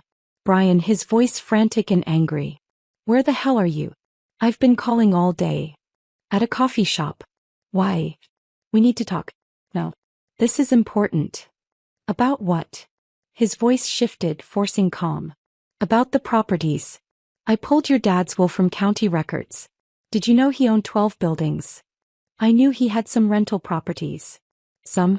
Jessica, we're talking about millions of dollars. And according to the will, it's all in your name. But we're married, which means... Which means what, Brian? Silence stretched. Then, which means it's marital property. We split it 50-50. That's how community property laws work in Oregon. I let the pause lengthen, listening to his breathing on the other end of the line. Is that why you served me divorce papers yesterday? At my father's funeral? So you could claim half of what he built. That's not, Jess, you're upset. You're not thinking clearly. Let's talk about this calmly. Come home so we can discuss this like adults. I'm not coming home. What do you mean you're not coming home? I mean I'm not living with you anymore. The divorce papers you made me sign? Consider them my agreement. We're done, Brian. Completely done. His voice rose, panic creeping in. You can't just... We need to settle the asset division. Your father's estate has to go through probate. I have rights as your spouse. I have legal claims. What rights, Brian? What claims? He hung up abruptly. 5 minutes later my phone rang again. Unknown number. I answered. Jessica, this is Vanessa Chin. I'm a real estate professional and a friend of Brian's. Her voice was smooth, practiced, like she'd done this kind of call 1,000 times. Brian's asked me to help facilitate discussions about property division. I think we should meet, perhaps with attorneys present, to ensure everything is handled fairly and professionally. I almost laughed. Is that right? I understand you're grieving. This is a difficult time. But financial matters can't wait indefinitely. These properties need proper management. Brian has expressed interest in taking over several units as part of his settlement share. Given his background, Brian has no settlement share. He has no claim to my father's estate. But thank you for the offer. I'm sorry, I don't think you understand the legal. I hung up. 30 seconds later Marcus called. They're rattled. Vanessa just called her attorney. I'm still monitoring her phone per the divorce discovery. She's trying to figure out how to claim the properties before you secure them. She used those exact words. She doesn't know about the trust yet. When will they find out? Brian's attorney will file the divorce petition tomorrow morning first thing. Standard procedure includes checking for marital assets, which means contacting the estate attorney of record. Eleanor's name is on every single property deed as the attorney who handled the transactions. Derek Phillips will call her by noon tomorrow. Maybe sooner. And then the trap snaps shut. Monday morning arrived cold and gray. I checked out of the hotel at 8 a.m., drove to Eleanor's office and found it already full of people. Eleanor sat at the head of the conference table. Marcus stood near the window. And a woman I didn't recognize occupied the chair beside Eleanor. 35, sharp eyes, expensive but practical suit. Jessica, this is Amanda Pierce, Eleanor said. She's a prosecutor with the district attorney's white-collar crime division. Marcus submitted his evidence early this morning. She has questions. Amanda shook my hand, her grip firm. Ms. Morrison, I've reviewed the surveillance recordings and financial documents Mr. Chen provided. The evidence suggests your husband and Vanessa Chen conspired to defraud you through identity theft, credit fraud, and potential exploitation of inheritance. I need to take your formal statement. I spent 2 hours recounting everything. The credit cards I'd never opened. Brian's lies about business ventures. The sublease fraud at 4th Street. The funeral papers. The conspiracy Marcus had recorded. Amanda took notes on a laptop, asked clarifying questions, occasionally stopped to verify details with Marcus. The identity theft alone is prosecutable, she said finally. Multiple counts given the number of fraudulent accounts. The conspiracy elements make it significantly more serious. If we can prove they discussed accelerating your father's death, even through creating stress, that crosses into territory that could carry major charges. What happens now? We open a formal criminal investigation. Subpoena financial records from the credit card companies. Interview witnesses. Build the case methodically. This takes time, but the evidence Mr. Chen provided is unusually strong. Recorded conversations of the defendants discussing the crime in detail. That's rare. Eleanor's phone rang at 11:30 a.m. She glanced at the caller ID, smiled slightly. Right on schedule. Derek Phillips, Brian's divorce attorney. She put it on speaker. Eleanor Hartwell. Ms. Hartwell, Derek Phillips here. I represent Brian Morrison in a divorce matter involving your client Jessica Morrison. I'm calling regarding asset disclosure. County records show you as attorney of record for several properties owned by Mrs. Morrison's late father, Jason Hart. We need complete documentation for marital asset division purposes. Those properties are not marital assets, Mr. Phillips. With all due respect, Ms. Hartwell, anything inherited during marriage is subject to division under Oregon community property law. Not when held in an irrevocable trust established prior to the decedent's death with specific exclusions for spousal claims, Mr. Phillips. Jason Hart created a comprehensive trust structure transferring all assets to his daughter 3 days before his death. The trust documents explicitly state that under no circumstances can a spouse claim any portion of the corpus, income, appreciation, or associated benefits. I'll email you the relevant sections within the hour. Silence on the line. Long enough that I thought he'd hung up. Then, that's highly unusual timing. It's also entirely legal and ironclad.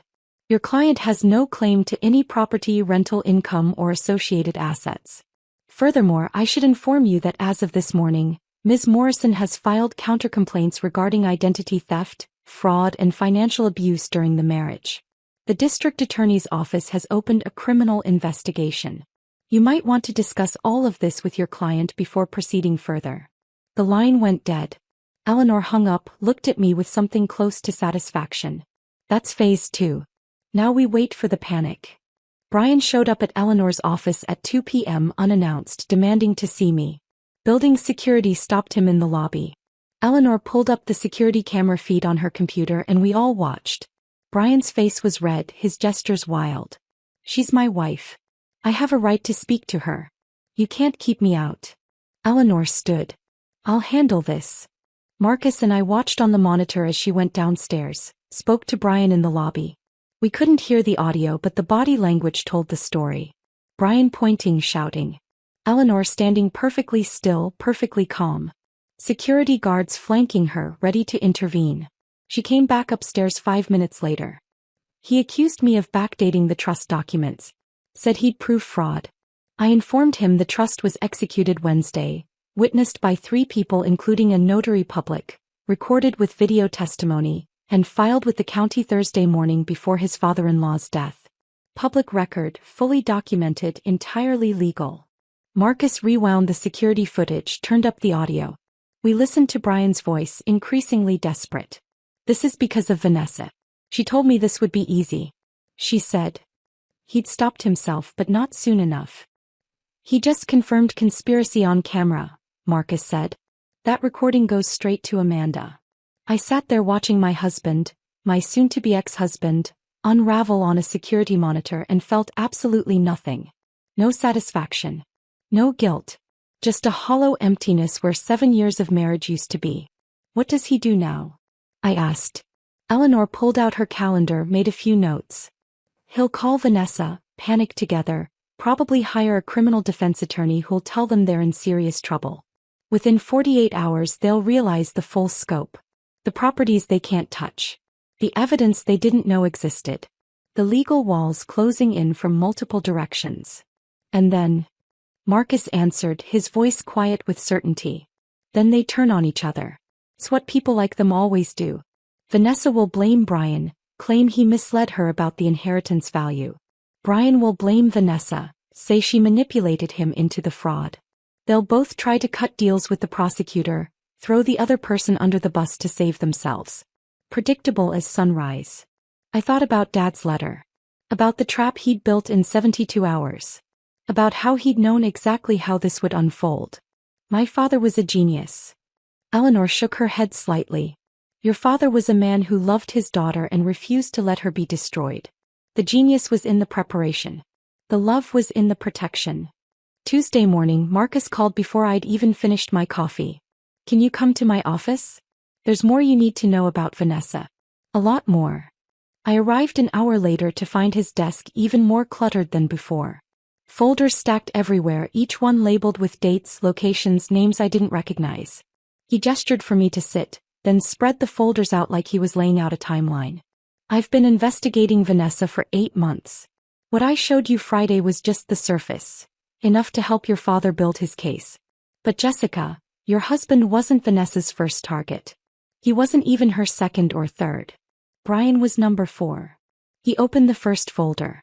Inside were photos of Marcus himself, younger, smiling, standing next to Vanessa at what looked like a wedding. I married her 6 years ago. Met her at an open house. She was the listing agent I was looking for investment property. She was charming, successful, attentive. Made me feel like the most important person in the room. We dated for 8 months, got married at City Hall, started what I thought was a real partnership. His voice stayed flat, professional, but I heard the pain underneath. I'm a private investigator. I investigate people for a living. But I never investigated her. That was my mistake. She drained $80,000 from our joint accounts over 18 months. Claimed they were bad investments, market downturns, things beyond her control. By the time I figured out she was lying, the money was gone. The divorce cost me another $100,000. I was her learning curve, the one she practiced on. He opened the second folder. A photo of an older man, maybe 65, kind face, thinning hair. Thomas Bradley. Widower. Vanessa met him 2 years after our divorce. His wife had died of cancer, left him $300,000 in life insurance. He was lonely, vulnerable, grieving. Vanessa dated him for 4 months, played the role of supportive girlfriend, convinced him to invest in a real estate development opportunity she was managing. Exclusive investment, limited partners, guaranteed returns. Marcus pulled out documents, investment agreements, promissory notes, all professionally printed and completely fake. The opportunity didn't exist. She took his $300,000, strung him along for 6 months with fake updates, then disappeared. Thomas lost everything. Had a stress-related heart attack, died alone in his apartment. No criminal charges were ever filed because technically he'd willingly signed investment documents. The fraud was too sophisticated to prove. He opened a third folder. A professional headshot of a man in his 40s, expensive suit, confident smile.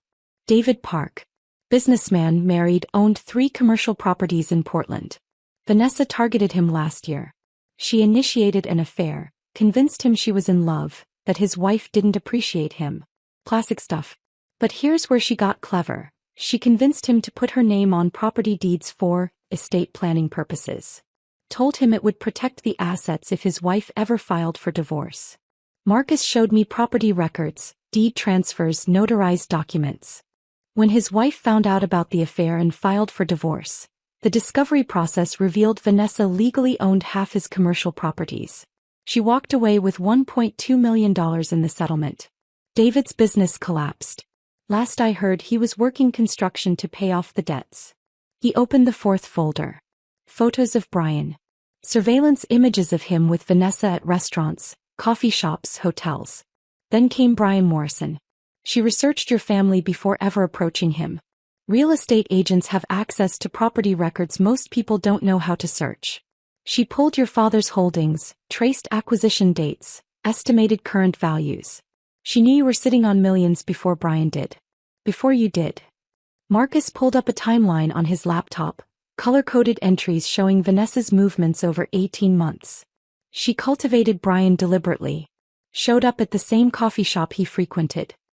Randomly, attended the same networking events. Made it seem like fate. By the time they started the affair, she'd already done complete financial background checks on both of you. I stared at the folders, the pattern sickeningly clear. Why hasn't she been arrested? For victims, millions stolen, and she's just walking around free. Because she's careful. Everything looks consensual. Bad investments that victims agreed to. Estate planning that victims requested. Relationship drama that's messy but not illegal. By the time victims realize what happened, she's moved on to the next target. Evidence is scattered. Jurisdictions don't talk to each other. And men like Thomas and David were too embarrassed to push for prosecution. He pulled out the thickest folder, this one with my name on the tab.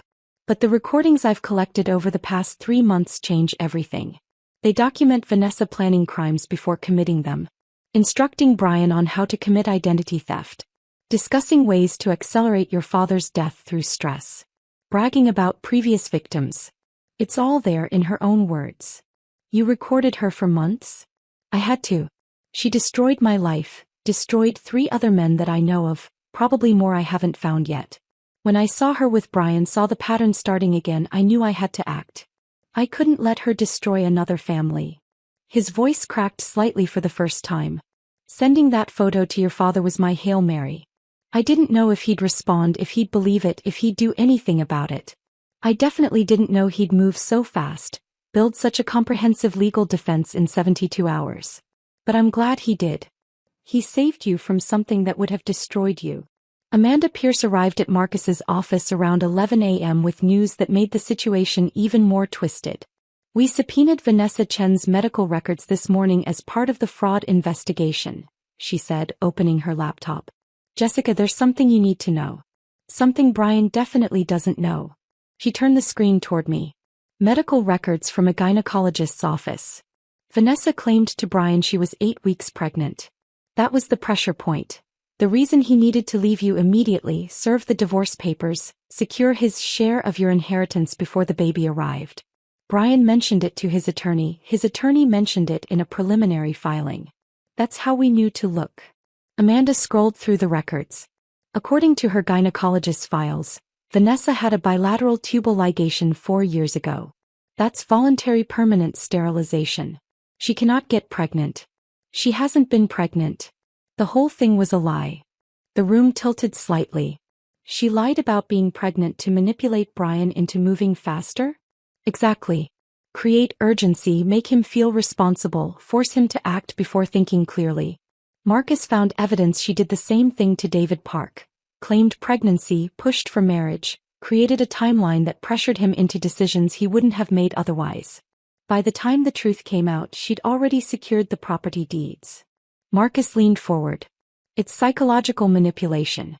Pregnancy creates emotional bonds, makes men feel protective, overrides rational decision-making. She uses it like a weapon. Amanda continued scrolling. There's more. We ran a comprehensive background check. Vanessa's divorce from Marcus was finalized 2 years ago, but she remarried 8 months ago. A man named Stephen Walsh in Las Vegas. Real estate developer, recently widowed, owns multiple properties in Nevada. She's still legally married to him. She's married. The information kept getting worse. Does Stephen Walsh know about Brian? We contacted him this morning. He had no idea. Thought his wife was on business trips when she was actually in Oregon with your husband. He's filing for an annulment and cooperating with our investigation. Marcus pulled up more files. Which means Vanessa's relationship with Brian is bigamy on top of adultery. Any claims she might make about relationship damages or emotional harm are void. She was committing crimes the entire time. Where's Brian now? I asked. Still at the hotel downtown, Marcus said. Making dozens of phone calls, to attorneys, to Vanessa, to friends. He doesn't know about the pregnancy lie yet. Vanessa's been avoiding his calls since Monday afternoon when she realized there's no money to access.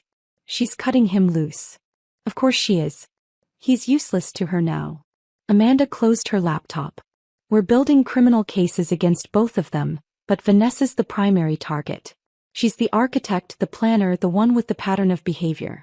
Brian's the tool she used. That doesn't excuse what he did, but legally the conspiracy charges will stick much harder to her. I thought about Brian, manipulated into manipulating me, both villain and victim of the same woman. What happens to him? That depends on his cooperation, Amanda said. If he provides testimony against Vanessa, details about her planning and instructions, we might recommend reduced charges. Maybe probation instead of prison time. If he refuses to cooperate, he faces the full weight of identity theft, fraud, and conspiracy charges alone. Could be 5 to 7 years. He won't cooperate, I said quietly. He's too proud to admit he was played. He'll convince himself it was all his idea, that he was in control the whole time. Then he'll go to prison, Marcus said simply. That afternoon Maria called. Jessica, we're organizing a meeting tonight at the Morrison Street Community Room. All of your father's tenants. We want to talk to you about something important.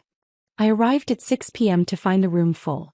23 people, ranging from elderly Curtis to the young Johnson family with their toddler Emma. They'd brought food, casseroles, cookies, fruit, and arranged chairs in a circle like a support group. Maria stood up as I entered. We know you're going through something terrible. We know about the divorce, about the man your father tried to warn you about. We wanted you to know, we're here for you. Whatever you need, however we can help. Curtis stood next, his voice gruff but warm. Your daddy took care of us for decades. Never raised rent unfairly. Fixed things himself to keep costs down. Treated us like family, not tenants. Now it's our turn. We take care of Jason's daughter. That's how family works. The Johnsons spoke next.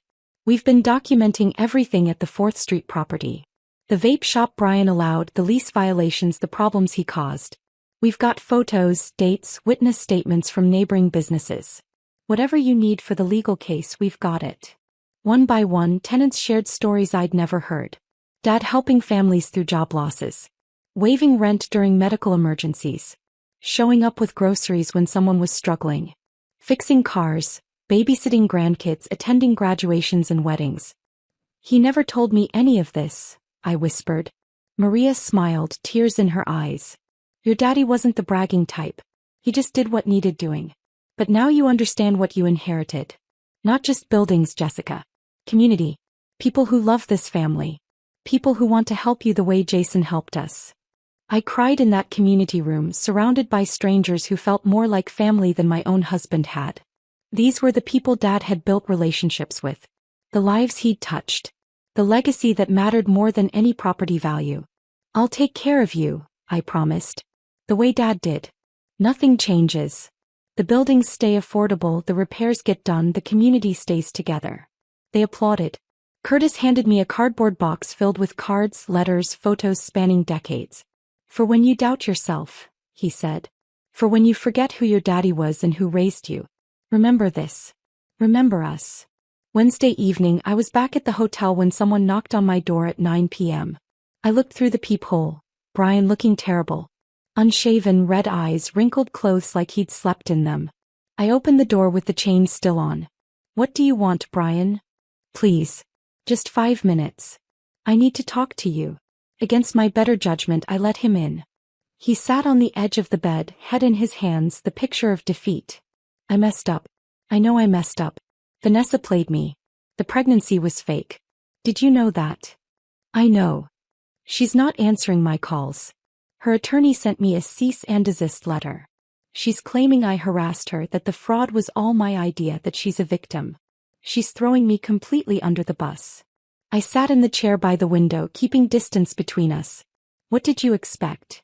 I don't know. I thought. He looked up, and for a brief moment I saw the man I'd married 7 years ago. Young, hopeful, full of dreams that never materialized. I thought your dad's money would fix everything. My failures, our problems, all of it. I thought if I could just access those properties, I could turn my life around, prove I wasn't worthless. So you committed fraud. Served me divorce papers at my father's funeral. Conspired with your mistress to steal my inheritance. When you say it like that. That's what you did, Brian. He started pacing. I know I can't fix this. I know you hate me. But Jess, they're going to arrest me. The prosecutor called my attorney. Identity theft, fraud, conspiracy. I could go to prison for years. You should have thought about that before opening credit cards in my name. I'm sorry. I'm so sorry. If I could take it back. But you can't. Sorry doesn't fix anything. He moved toward me, desperate.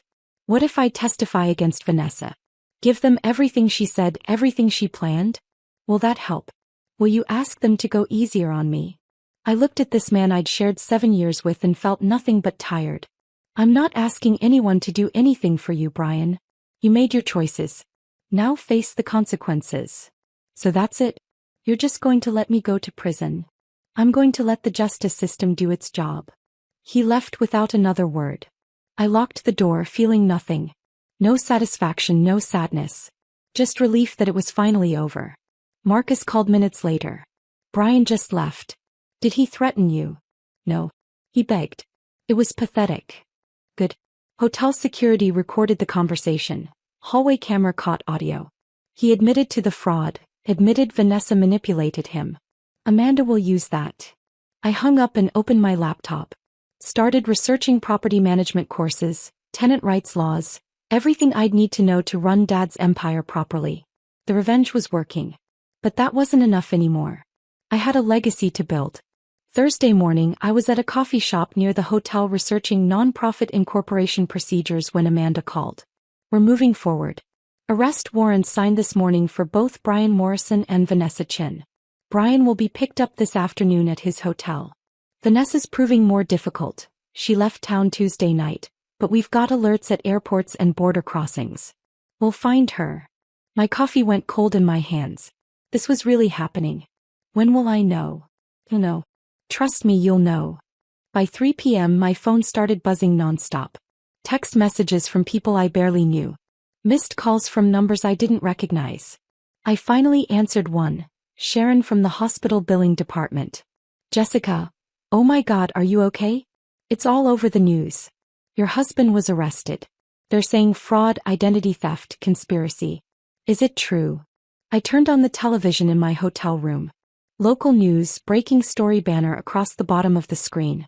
Brian Morrison, 34, was taken into custody this afternoon at a downtown hotel on multiple charges including identity theft, credit card fraud, and conspiracy to commit fraud. Morrison is accused of opening fraudulent accounts in his wife's name and conspiring with real estate agent Vanessa Chin to defraud his late father-in-law's estate. They showed footage of Brian being led out of the hotel in handcuffs, head down, refusing to look at cameras. He looked smaller somehow. Defeated in a way I'd never seen. The news anchor continued. This arrest is part of a larger investigation into Chin, who authorities say has targeted multiple victims over several years in elaborate financial schemes. Chin is currently wanted on multiple warrants and is believed to have fled the jurisdiction. My phone rang. Eleanor.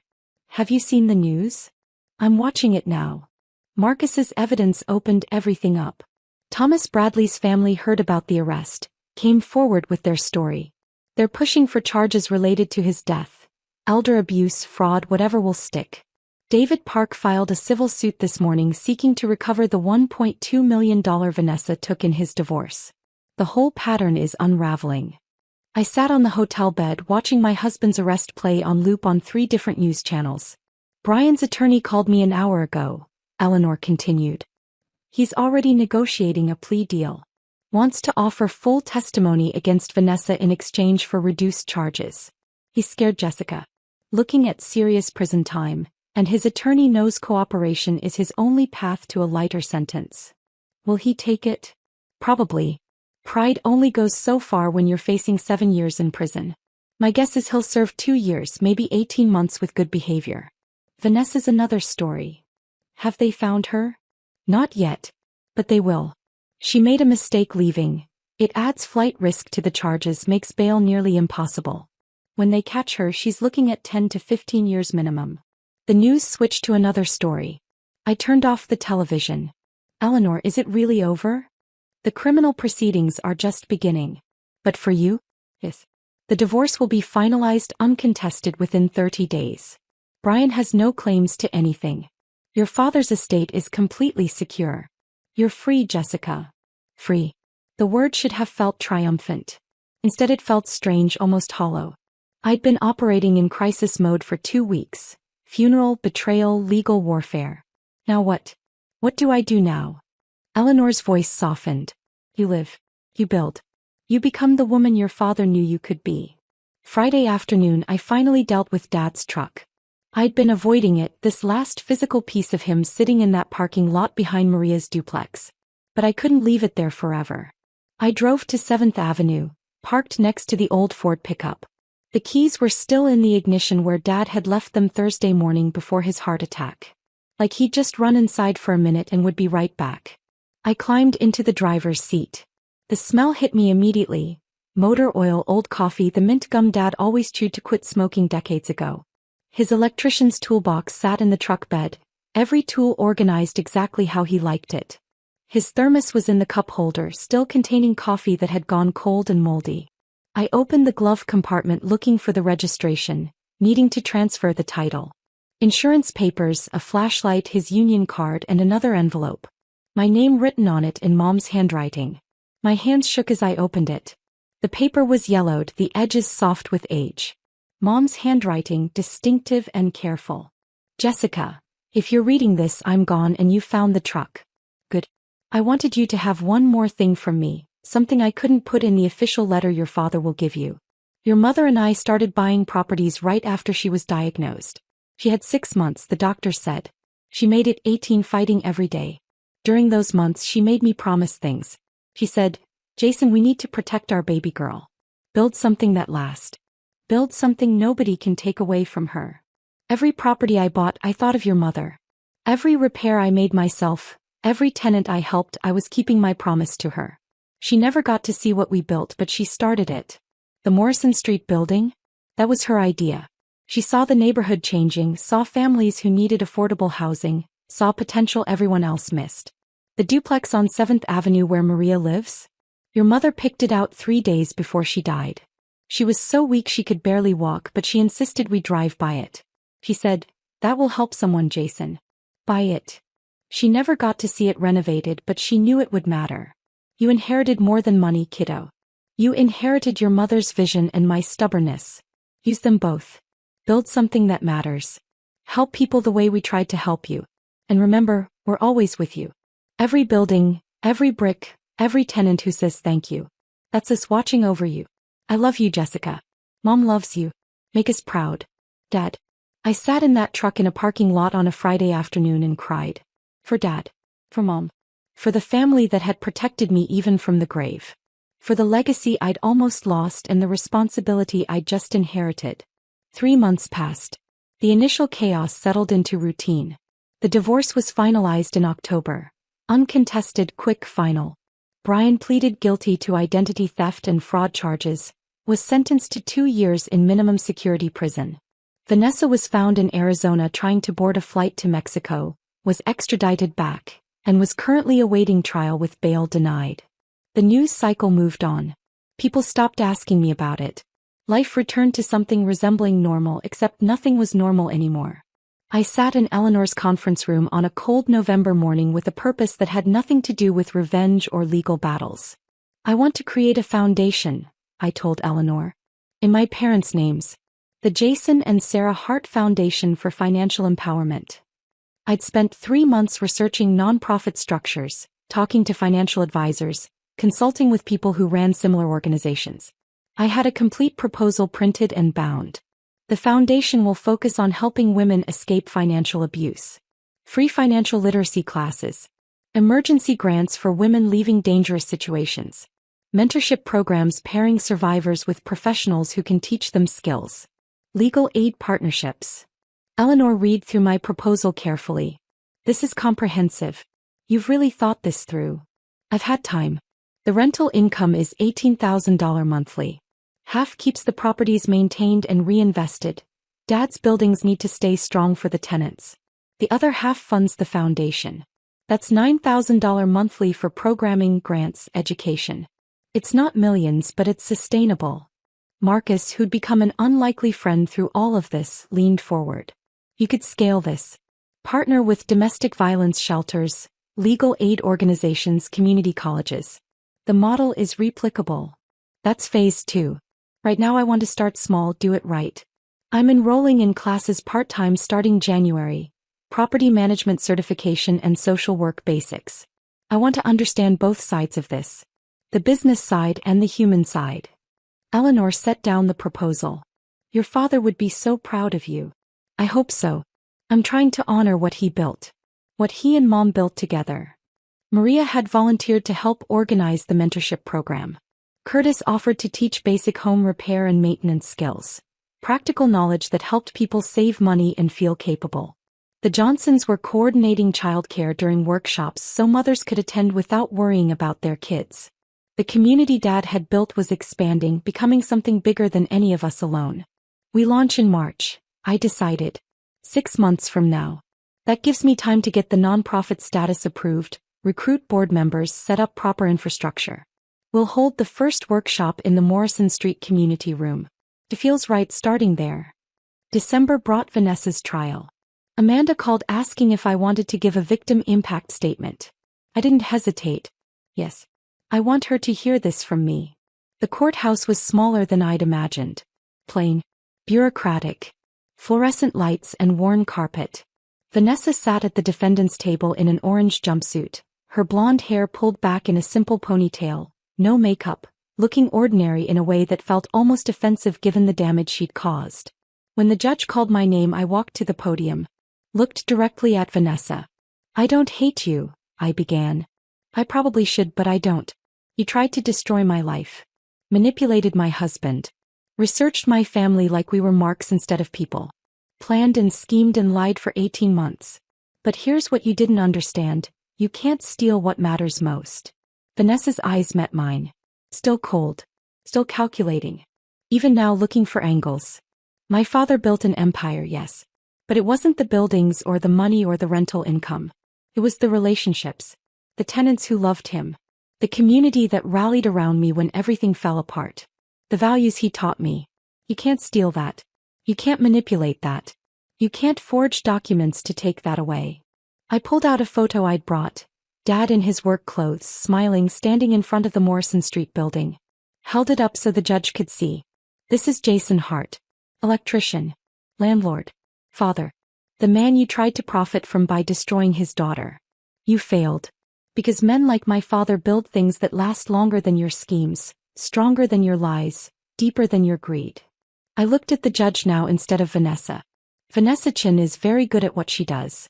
She's ruined lives, destroyed families, stolen futures. She'll do it again if given the chance. I'm not asking for revenge.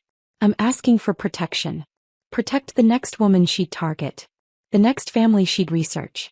The next victim she'd manipulate. Maximum sentence. Please. I sat down. Vanessa's attorney stood, argued for leniency. Claimed his client had been abused herself, was a victim of her own circumstances, deserved compassion. The judge listened impassively, then delivered the sentence. Ms. Chen, you've demonstrated a clear pattern of predatory behavior spanning multiple years and multiple victims. You've shown no remorse, no acceptance of responsibility, no indication you would behave differently if released. You are a danger to vulnerable people. I'm sentencing you to 12 years in state prison with mandatory restitution to all identified victims and a lifetime ban from any real estate licensing or financial services work. Vanessa's face crumpled. For the first time she looked genuinely afraid. Bailiffs led her away in handcuffs. I felt nothing but relief. Not triumph. Not satisfaction. Just the quiet relief of a door finally closing. Outside the courthouse, Marcus waited on the steps. How do you feel? Like I can breathe properly for the first time in months. It's finally over. I shook my head. Dad won this. He set everything in motion. I just showed up and signed papers where he told me to. Marcus smiled. You did a lot more than that. You honored his legacy. You're building something he'd be proud of. That's not just winning. That's transformation. We walked to the parking lot together. The December air was cold, clean, promising snow. I had a property management class to get to, then a meeting with the nonprofit lawyer about the foundation paperwork. Dad's truck was gone. I'd donated it to a vocational program that taught young people auto mechanics. But his legacy was everywhere. In the buildings he'd bought. The tenants he'd helped. The daughter he'd protected even in death. I was just getting started. 6 months after Vanessa's sentencing, I stood at the front of the Morrison Street community room watching 40 women file in for the first workshop of the Jason and Sarah Hart Foundation. They came in slowly, hesitantly. Some brought children who immediately gravitated toward the play area the Johnsons had set up. Some brought friends for moral support. A few came alone, sitting in the back, arms crossed defensively like they expected judgment. I recognized that posture. I'd worn it myself not that long ago. Maria stood beside me, greeting people as they entered. Curtis was setting up the refreshment table. Coffee, tea, store-bought cookies because nobody had time to bake. Simple. Practical. Exactly what Dad would have done. At exactly 10 a.m. I stepped to the front of the room. My hands shook slightly holding my notes. Good morning. My name is Jessica Morrison, and 6 months ago I discovered my husband had been committing identity theft and fraud for years. I also discovered my father had spent decades building something I never knew existed, specifically to protect me from exactly what was happening. The room went quiet. Women leaned forward. I'm not sharing this for sympathy. I'm sharing it because every woman in this room has a story too. Stories of being controlled through money. Stories of not knowing what bills exist or what accounts are open in your name. Stories of being trapped because leaving means losing everything. A woman in the third row nodded, tears already forming. This foundation exists because my father believed in building things that last. He believed in protecting family. He believed that knowledge is power and community is survival. Today we start learning together. The workshop covered basics I wish someone had taught me years ago. How to check credit reports. How to recognize financial red flags in relationships. How to understand asset protection and build savings even on minimum wage. How to document financial abuse. How to leave safely. Maria co-taught, sharing her own story of divorce 19 years ago. How Dad had given her housing when she had nothing. How she'd rebuilt slowly, carefully, one paycheck at a time. Curtis taught a session on basic home maintenance. How to fix a leaky faucet, change air filters, handle minor repairs. Skills that saved money and built confidence. The Johnson family managed childcare in the next room, giving mothers space to focus without worrying about their kids. During the lunch break, a young woman approached me. Early 20s, worn clothes, bruises on her wrist she kept trying to hide. I'm Ashley, she whispered. I'm in exactly where you were. My boyfriend handles everything. I don't even know what bills we have. I found out last month he opened credit cards in my name. I'm scared to leave because I don't know how I'd survive. I sat with her at a corner table away from the crowd. You can survive. I'll help you survive. We'll help you survive. I gave her Maria's number for mentorship. Connected her with our emergency grant program. Small amounts, $500 to $2,000, enough to get first month's rent and a security deposit somewhere safe. Explained the housing program we'd started in Dad's vacant units. You don't have to figure this out alone, I told her. That's the whole point. None of us do this alone. By the end of the day, 37 women had enrolled in our ongoing program. 3 had requested emergency grants. 2 were moving into the foundation housing units next week. 5 had exchanged phone numbers, forming their own support network. Curtis pulled me aside as we cleaned up. Your daddy's watching this. Smiling so big right now. I hoped he was right. In March, I'd left the house on Maple Street. Couldn't stay there anymore, surrounded by memories of a marriage that had never been real. Instead, I moved into a vacant apartment in the mixed-use building downtown. Dad's building, now my building. Second floor. 1 bedroom. Nothing fancy. But it was mine. Truly, completely mine. I furnished it slowly from thrift stores and tenant donations. Maria gave me her old kitchen table when she upgraded. Curtis built me bookshelves from reclaimed wood. The Johnsons helped me paint the walls a soft blue I'd always wanted but Brian had said was too bold. I hung photos everywhere. Mom and Dad on their wedding day. Dad in his work truck. Mom holding baby me in the hospital. The family I came from. The legacy I was continuing. Some evenings I sat on the small balcony with coffee, watching the street below come alive. The coffee shop on the corner was owned by Linda, who'd been Dad's tenant for 12 years before he helped her buy the business. The bookstore next door belonged to an elderly couple who'd rented from Dad for 2 decades and still sent me Christmas cards. The community center across the street hosted basketball games until dark, kids laughing and arguing over fouls. This was what Dad had built. Not just buildings. Life. Community. Hope. I started attending Property Management Association meetings. Met with tenants monthly to hear concerns and feedback. Learned to read complex lease agreements and navigate city housing codes. Took online courses in property maintenance and tenant relations. Miguel, who'd managed Dad's properties for 15 years, became my mentor. Your father had a philosophy, he explained one afternoon while we toured a unit that needed renovation. He said, treat people like family and mostly they'll act like family. He trusted tenants. Gave second chances. Fixed things fast. Kept rent reasonable. Business people said he was leaving money on the table. He didn't care. Said he wasn't in it for maximum profit. What was he in it for? Miguel smiled. Maximum impact. He measured success by how many families stayed stable, how many kids graduated high school, how many people had safe homes. That was his return on investment. I kept that philosophy. Some real estate advisors I consulted said I could raise rents by 30% and still be below market rate. I didn't. Dad's tenants had been paying the same reasonable rates for years. That wasn't changing. By summer, I'd renovated 2 vacant units specifically for foundation participants leaving abuse. Furnished them with donated furniture. Included utilities. Gave women 6 months free to get back on their feet. Maria managed the program. 3 women had already moved in and were rebuilding their lives. In July, Eleanor forwarded me a letter from Central State Correctional Facility. Brian's handwriting on the envelope. I almost threw it away. Stood over the trash can in my apartment holding it, debating. Then I made coffee, sat on my balcony and opened it. Jessica, I don't expect you to respond. I don't expect forgiveness.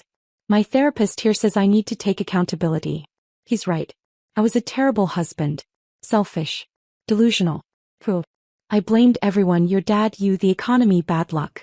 Never myself. I married you because I knew your dad had money. That's the truth. I thought I loved you but really I loved what you represented. Security. Potential inheritance. An easy path to success I hadn't earned. When Vanessa showed me how much your dad really had, I stopped seeing you as a person. You became an obstacle between me and money I felt entitled to. I'm sorry. You deserved a real partner. Someone who supported you, appreciated you, protected you. I was none of those things. Your father saw through me from day one. I resented him for it instead of trying to prove him wrong. Prison gives you time to think. To see clearly. You were the best thing in my life and I destroyed it chasing money that was never mine to claim. I heard about your foundation. About how you're helping women escape situations like the one Vanessa and I created for you. I'm proud of you. I know I have no right to be, but I am. You're everything I pretended to be, strong, purposeful, building something real. I have 18 months left. When I get out, I'm leaving town. Starting over somewhere nobody knows me. I owe you that. A clean break. I'm sorry. I wish I could take it back. I can't. But I can make sure you never have to see me again. Be happy, Jess. You earned it. Brian. I read it twice. Then I filed it in a folder with all the other documents from that nightmare time. Not forgiveness. But closure. He'd finally told the truth. That was something. The first anniversary of Dad's death fell on a Thursday, exactly like the day he died. I woke at dawn, drove to the cemetery where Mom and Dad were buried side by side. Simple headstones exactly as Dad had prearranged. No fuss. No drama. Just their names, dates, and the words, "Together always," on Mom's stone. I sat on the grass between them, morning sun warming my face. "Hey Dad." "Hey Mom." It's been a year. I updated them on everything. The foundation serving 60 women now. The properties thriving, every tenant current on rent. The community growing stronger. My classes. Halfway through property management certification, planning to start social work courses in the spring. I think I'm okay now. Took a while. I was angry for months. Angry at Brian for betraying me. Angry at Vanessa for targeting us. Angry at you, Dad, for dying and leaving me to handle everything alone. But I'm not angry anymore. I'm grateful. I pulled out Dad's letters, both of them worn soft from rereading. He knew. Somehow you knew you were dying. Knew what Brian was planning. Knew exactly what I'd need. You gave me money, yes. But more than that, you gave me purpose. A reason to build something that matters. A robin landed on Mom's headstone, red chest bright against gray granite. Mom, I wish I remembered you better. I was so young when you died. But Dad kept you alive in everything he did. Every property choice, every tenant relationship, every careful financial decision. That was you working through him. And now it's both of you working through me. I stayed an hour talking to stones and birds, feeling their presence in a way I couldn't explain. Then I drove to Pete's Breakfast Corner. Sat in the same booth where Dad had told me to meet Eleanor a year ago. Ordered the lumberjack special he always got. The waitress remembered. "Your father was the best customer we ever had. Always knew everyone's names. Best tipper too." I left a $50 tip on a $12 meal. What Dad would have done. That evening, the foundation held our one-year celebration. 60 people packed the Morrison Street community room. Current participants, graduates of the program, volunteers, donors, tenants, community members. Maria spoke about lives transformed. Curtis talked about Dad's legacy living on through service. The Johnsons shared how their family had found purpose helping others. Then Ashley stood up.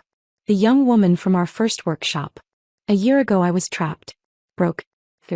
Convinced I couldn't survive alone." Her voice shook but held strong. "Jessica and this foundation gave me a path out. Emergency grant for apartment deposit. Maria mentoring me through budgeting. Curtis teaching me to change my own oil so I wasn't dependent on my ex for car maintenance." She paused, wiping tears. "I finished medical billing certification. Got hired at Memorial Hospital, actually working in Jessica's old department. I'm supporting myself now. I'm free. This foundation didn't just help me. It saved my life. And the man who built all this never even met me. That's legacy." I stood to close the evening, looking at faces of women who'd survived, children playing safely, a community built on mutual support. My father used to say, "Build things that last." He meant buildings, yes. But he also meant this: relationships, support systems, hope. We've built something here that will outlast all of us. Something that grows stronger every year.